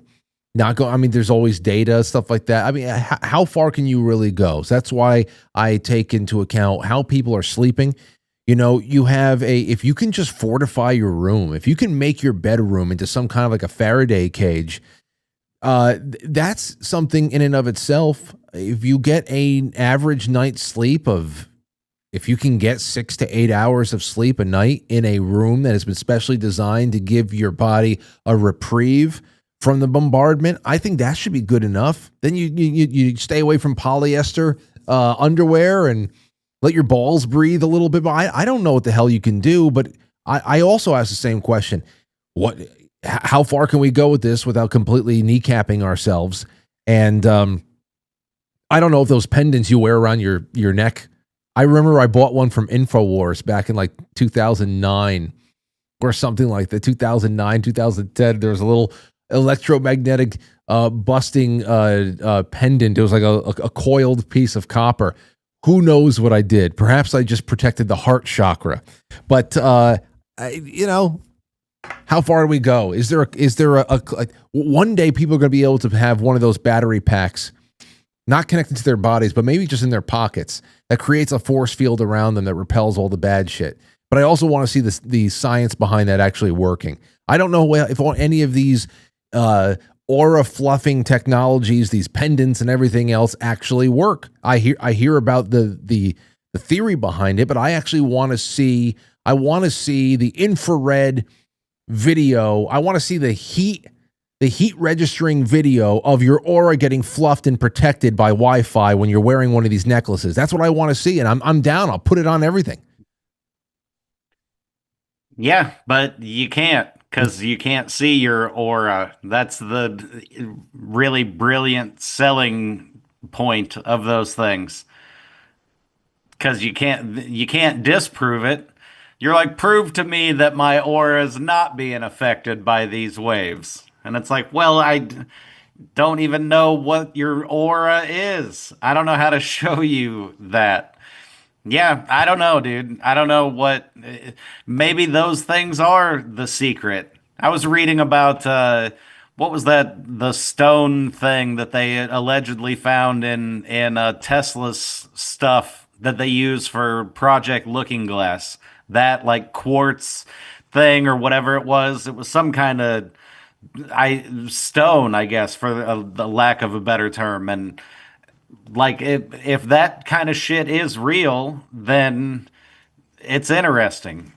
But it's also, I probably shouldn't do this, but I was having a Grok conversation the other day. And I know that I'm just training the robots to like take me over or whatever, but yeah. Grok and I were talking about shit. What was I just saying? What did I say before that? That you're training the robots to take you over, and you were talking to Grok about something. No, it's what I said before that. I don't remember. It's gone now. Doesn't matter. That's shit. Well, I was waiting to see what the hell the punchline was going to be. It doesn't matter. I don't think there was one. I think I was just rambling. It's okay. Well, hey, you want to watch some reels with me? More than anything in the whole world. Okay, well then here's the first one I wanted to get your some thoughts on. This was a University of Washington, as reported by You Won't Believe Me official. University of Washington. Let me get you over on top there. Good. Let's see here. University of Washington invites an OnlyFans creator to speak at the school. I just imagine sending your child to the University of Washington, and in their class that day, this happens. To 2025, where OnlyFans girls, adult content creators, are being invited to speak at colleges. This is the University of Washington, and look what the professor herself posted on her social media. So Ari dropped by my class yesterday. She is an actress, influencer, and top creator on OnlyFans. She schooled us on adult content creation. Look at the whole class. Look how many people there are. What she wishes she could tell her younger self, and answering our burning questions. And what do you think she wishes she can tell her younger self, Mike? I don't know. Something about becoming a whore sooner so she can make more money. Hey, become a whore sooner. Craziest moment. Oh, go ahead. No. You keep playing. Probably from her OnlyFans subscribers, which is just a bunch of weirdos. And look at all the little kids. That's just sad. So excited to see her. Like, how is this real? This is a clip of her I found on TikTok talking to the class, and it looks like this is a psych class according to this clip. Of course. And she talks about how she met her boyfriend, Young Gravy, who is also one of the top creators on OnlyFans. I met him on Instagram 5 years ago. That's amazing. Yeah. And how long did it take for him to respond? I think it was like the same day. I told him to add my Snapchat, and then we hung out after that a few times. This is a college class. We are so cooked. Welcome to... Dude. I mean, somebody in the chat, or somebody in the comments very rightfully said we are in actual hell. I mean, I don't know what they think that they're learning from it exactly, but I said a joke on stage. This is somewhat related. There's 3 types of women in the world. There's the kind who won't send you pictures of their boobs. There's the kind who will send you pictures of their boobs for money. And then there's the kind who will just totally happily send you pictures of their boobs. And so I go after the free boobs girls personally. But this girl is I don't know. I mean, she's using the gifts that God gave her as well as she can, I guess.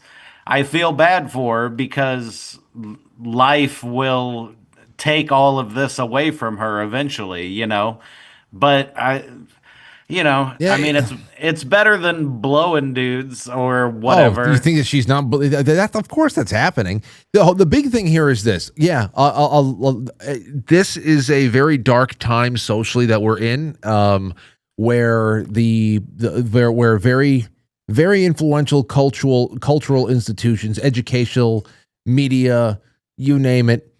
They have gone really head over heels in creating this sex work is legitimate and, protect sex workers and all that, like just making it into some kind of, prostitution into this, this really industrious thing that otherwise wanting for nothing, not poor, not in any bad shape. This used to be a last resort, an unfortunate last resort for women who all throughout history who, needed to survive, and they call it the oldest profession, and they just put themselves out there like that. Now you're just getting middle-class teenage girls who are leaving, warm, cozy houses and a plate and regular meals. This is just what they're doing. Like it's really fucked up, and that's all going to have its eventual really unfortunate end. We already start seeing right now some of the more used up people in that line of work that are starting to try to recreate themselves. And, it's you can tell that this is going to be a struggle that they have for the rest of their lives now. But the bigger question is, why the hell are parents going into debt taking out student loans or paying for it out of pocket to send their children to a university like the University of Washington to have their children lectured to by a low IQ prostitute. Like, why? Yeah, there's probably at least one girl in that class that was like, I never really considered OnlyFans as an option, but you really opened my eyes today. That's that. Hey, okay, here's another one for you. This is just a meme I thought that you would appreciate. Her, you smell so good. What are you wearing? Him, it's the Ninja Turtles bubble bath. You remember that? Oh, of course I do, dude. That's really cool. That brings back memories of both, just being a kid, and I always feel that it's the same sense of nostalgia that I feel when I see like an original Nintendo, or that I had a barn door or like a big barn toy set with like some animals in it, and when you open the door, it made like a mooing cow sound. Do you know what I'm talking about? Yes. That noise, that burr, when you open it, that always gives me a good warm feeling. Yeah, you know what never gives me a warm feeling is the screaming chicken. You know the chicken that you squeeze and you let go and it just screams. Oh yeah, no, I don't like. I have a comedian friend. His name is James Johan, and he has a joke about how people without kids always buy people with kids toys that make the most noise in the world, and that reminds me of that. I think his joke was about the vacuum thing that you push around, and it was like pop, pop, pop, pop, pop, pop, pop, pop. Yes, I love where it kicks around the little tiny plastic balls. Yeah. Well, because that's what it sounds like, when you're out there and you really know that you're vacuuming well. It's like, oh, I'm getting a lot of stuff off the ground here. This is great. I needed to vacuum. You hear all the ticking as everything gets sucked up. Anyway, there's nothing better than the sound of a granule going through your vacuum. You're like, ooh, I got something. Yes. And then you take out then you unhook the hose and you start getting those tight spots, and man, everything's coming up. All the dust bunnies, you name it. Well, here is a little something from a Domino's that I just thought was fantastic. Bro, we need to lock in. And this is, to me, what I feel like is just another one of those really awesome male moments where you just have these things that happen when you go to work and you're working with friends and all that stuff. And most of the time they are not caught on camera, but now we live in an age where more and more of these moments are being caught on camera. And here they are. Hopefully that this didn't actually get delivered to anybody afterwards, but live from Domino's. A man is being birthed today. Oh, who is it? Oh, he's got little eyes. Oh, it's Toe-Man. Oh my God, he's beautiful. He's beautiful. Those last moans are. I really hope that they threw that dough out afterwards, Mike. I'm sure they did. It had holes in it. They don't want to patch all that shit up. I love one of the top comments says, "John is preparing your order." Oh my.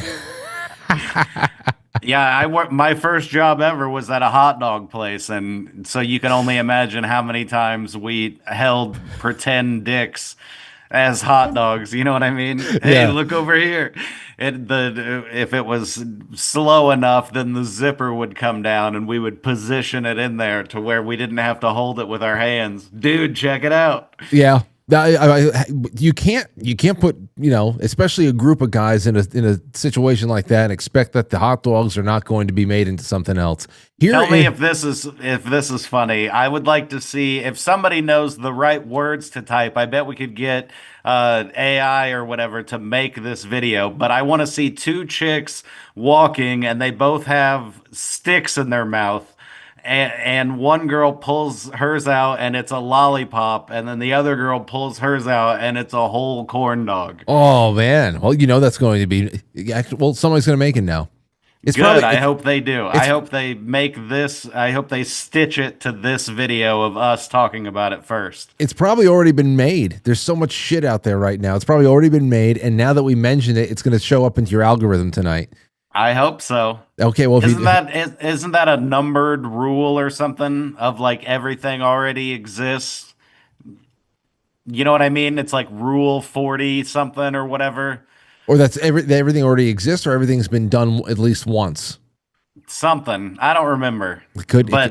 Yeah, that's one of those rules. I don't know. It could be. It could be. Now, you know, you were talking about red light before. I think you're going to like this one here.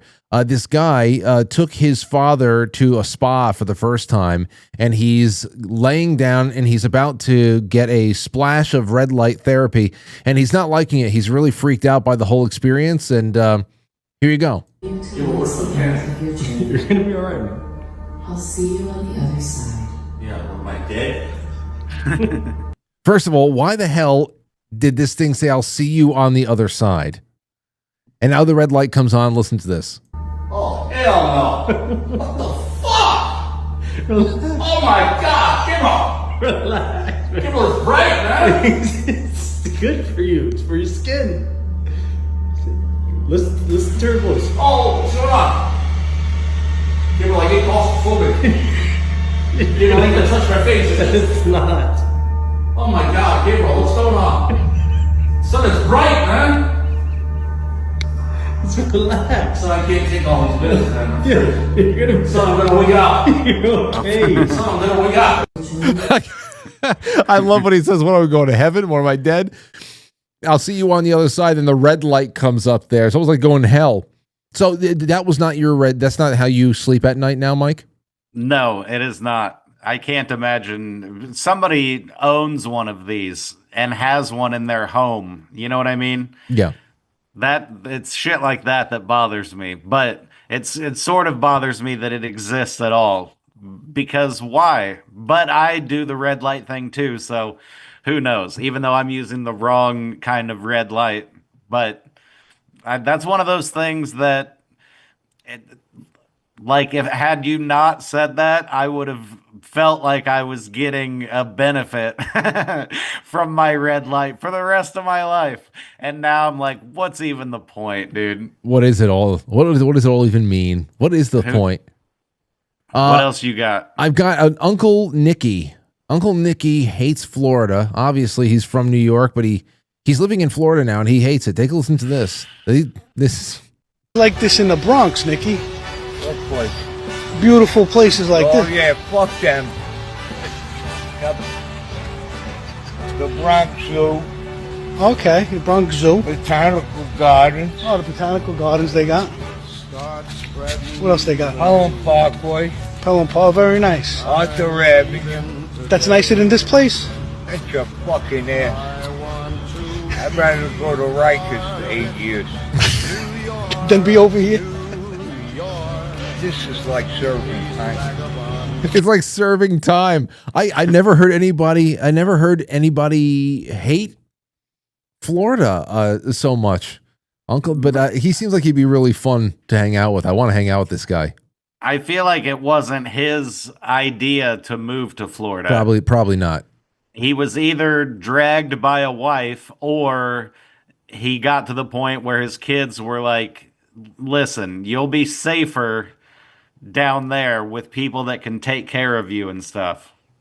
Well, that's all I have on that. And there's a couple more we can do. If you want to hang out with me on the other side, would you want to come with me? I ain't got shit to do, dude. I'm with you. Okay, so then let's do the last 8 minutes on this common environmental irritants that we pulled 20. And then on the flip side, you and I will look through some more controversial memes and everything else and have some fun with that. But okay. Here we go. Here's a list of 20 environmental irritants that we came up with, commonly cited as making people frustrated or on edge simply because they are present.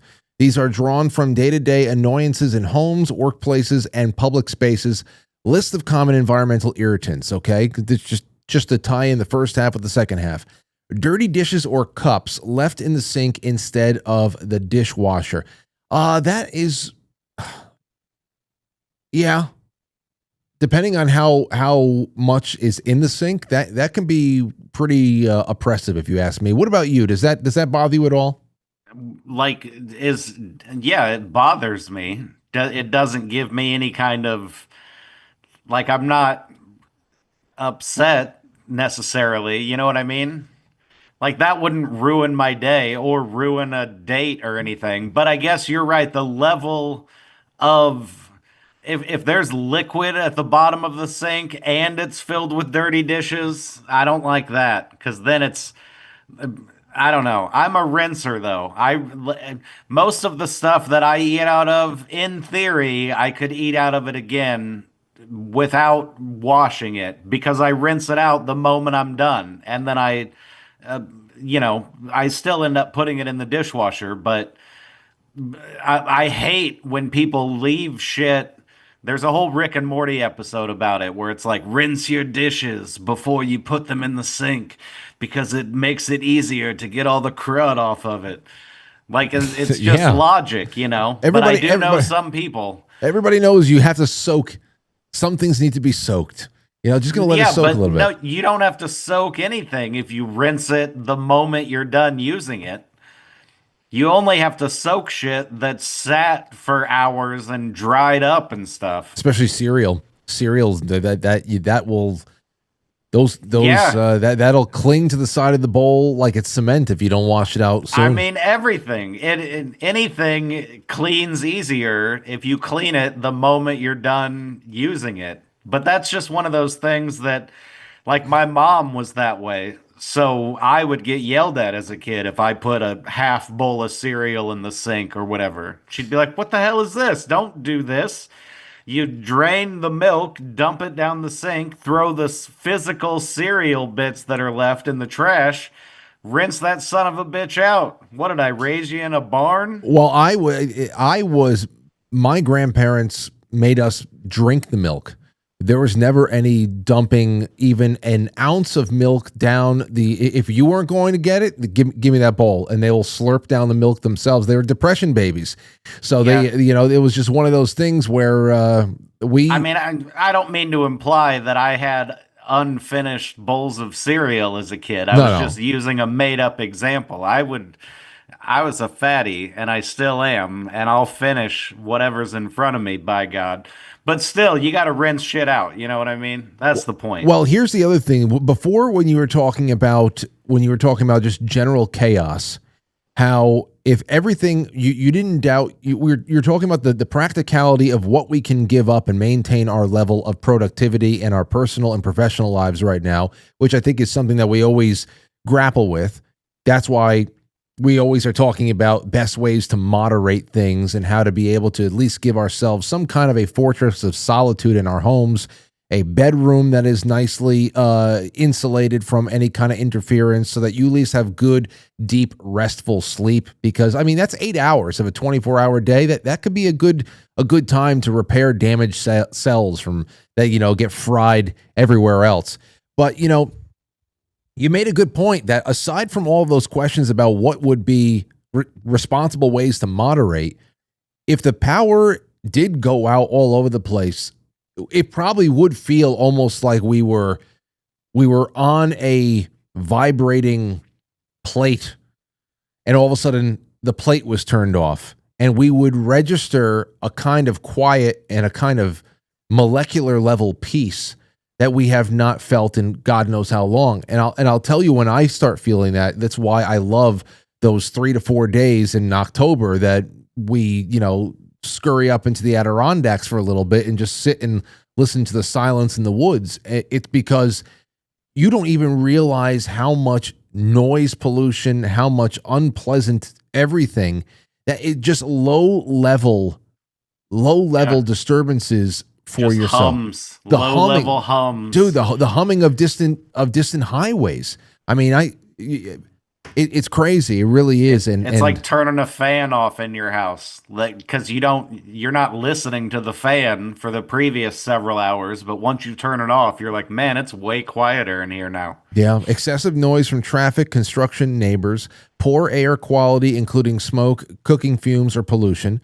Bright or harsh artificial lighting. That's what I was saying today the preference, the dominance of LED. Ever since LED started mastering the soft white light thing, at first LEDs were easy to say, to hell with this, because all the light quality sucked.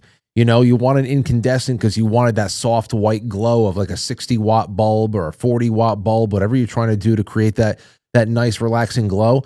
Now that LED has gotten it down, a lot of people are just saying, to hell with it. At least but it's definitely putting off something. I'll tell you how I know exactly. It's not just I have a feeling about this. Last winter, when I was trying to diagnose some issues that were going on inside of this broadcast room, I knew that the quality that I was getting out of the microphones were not good. And I knew that the microphones I had pretty good wires, but I went out and I got even better shielded wires. But I had to reassess the entire room. And I ended up removing and downsizing what had to be about 40 pounds worth of wires and just different things. I downsized all of the sound equipment behind me. I just really reduced it to this Rodecaster over here. I just rethought a bunch of things that I had loyalty to. I just thought I got to get electronics out of this room. Out of all the things that I cleared out of here, Mike, at the end, there was still a little bit of a helicopter whirring sound that I was getting coming through on the microphones that I was flabbergasted. So where the fuck is this coming on? And then all of a sudden, I said, let me try something. And I had two LED lights that kind of shone, just sprayed some really nice warm movement on the ceiling just to create some atmosphere in here that people at home didn't really see, but it just made it cozier to be in here. LED light there, LED light there. As soon as I turned them off, the interference in the microphone went away. And there are certain lights, at least, they're always LED, but there are certain lights, they are definitely giving off frequencies that, depending on what frequency is in the light, because they're all remote controlled, all these lights can be controlled by apps and everything else like that. Lo and behold, there were just light bulbs in this room that needed to be eliminated because they were interfering with the audio I was broadcasting. So no doubt about it that our move away from incandescent to LED has definitely fucked some shit up that people aren't aware of, no doubt. I wonder if I turn because I'm using a LED ring light as we speak to talk to you. I wonder if I turn it off, if it'll change the way my voice sounds. Do you want to test it? Yeah, go ahead. But then it'll leave me in the dark. But you guys can still look at my Christmas tree and my lava lamp. So let's see. Here's me talking with the light on. And then here's me talking without the light on. Do you notice any difference at all, Frank? No, you're lucky. You're lucky. There's nothing. That's fine. You have passed the test, my friend. Okay, so Mike, listen, because it's 9:00, I got to do this drawing. So I'm just going to mute you real quick for a couple of minutes, and then I'll pull you in after the end credits. Okay? Okie dokie. I'll sit here and smoke. You do it. All right, guys. So listen, let me get to your super chats. Then we're going to end this, and we're going to do a little bit of extra with Mike on the other end. Jennifer Gadbaugh, 7507, has been watching the show for 6+ years now. I love it. Thank you, Jennifer. I love you. Thank you for that. And I put you in the running right here. It's great to have you out there. It really is, from the bottom of my heart. Road Trip 70 says, new moon tomorrow, good time for resolutions. Oh, good. I feel like Mercury has been in retrograde this entire damn year. So maybe this will be good for me, a new moon. Stowstube, thank you so much, my friend. Let me get you in here. Let's see. This is all here. Stowstube. This is all for the dick laser and the silver.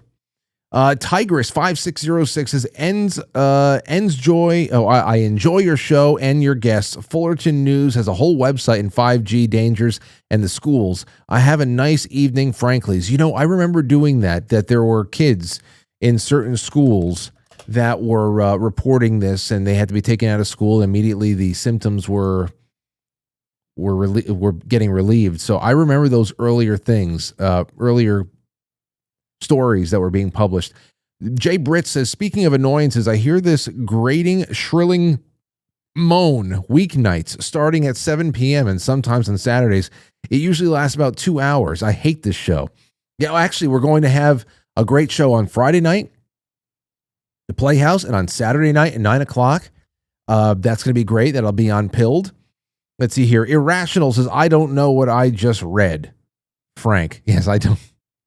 That's just one of those things. Let me get Irrational X in there. And I think that's it. Because we got Genie Fan. We got Jay Britt's Hello Kitty. Okay, that's all for there. Waltzy V on Rumble says, smoking in the boys' room. Miss those days. Yeah. Well, we're going to talk about a little bit about that on the other end. Waltzy, I got you in during the little break there. Esther G says, thanks for another great show, Frank. It was great catching up with friends.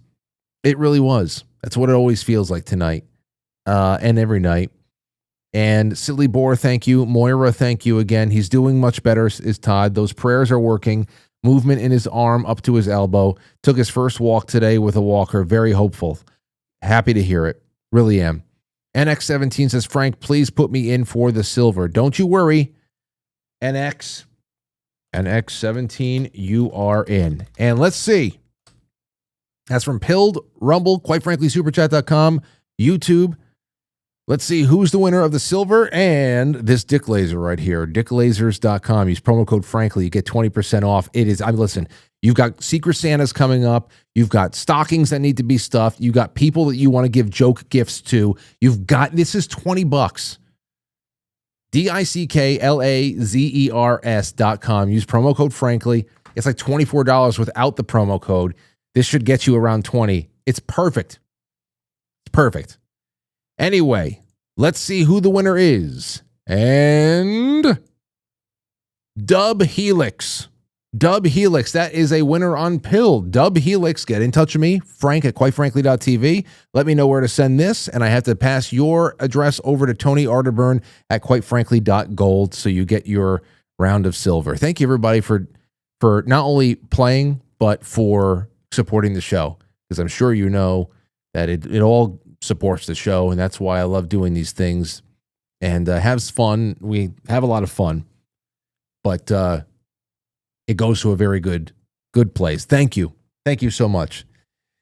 And that's all for tonight, everybody. I'll see you on the flip side. I'll be dropping the link in the description for those of you who are watching on Instagram Live right now. Just go to quitefrankly.tv and press play.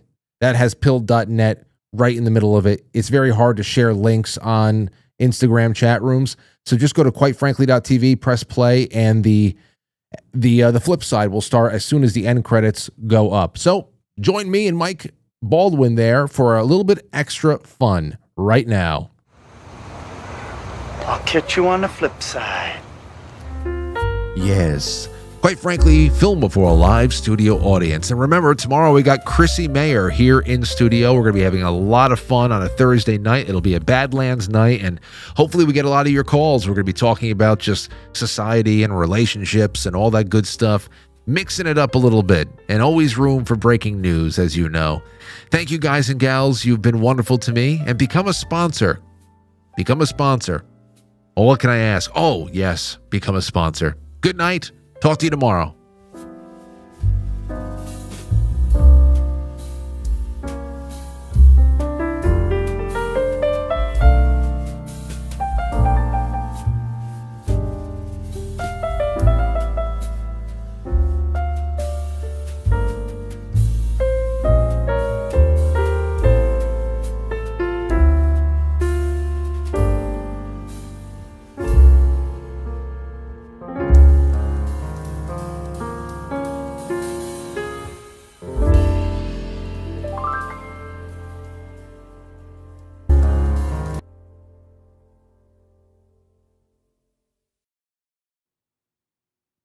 Goodbye. All right, that's it. Thanks, everybody.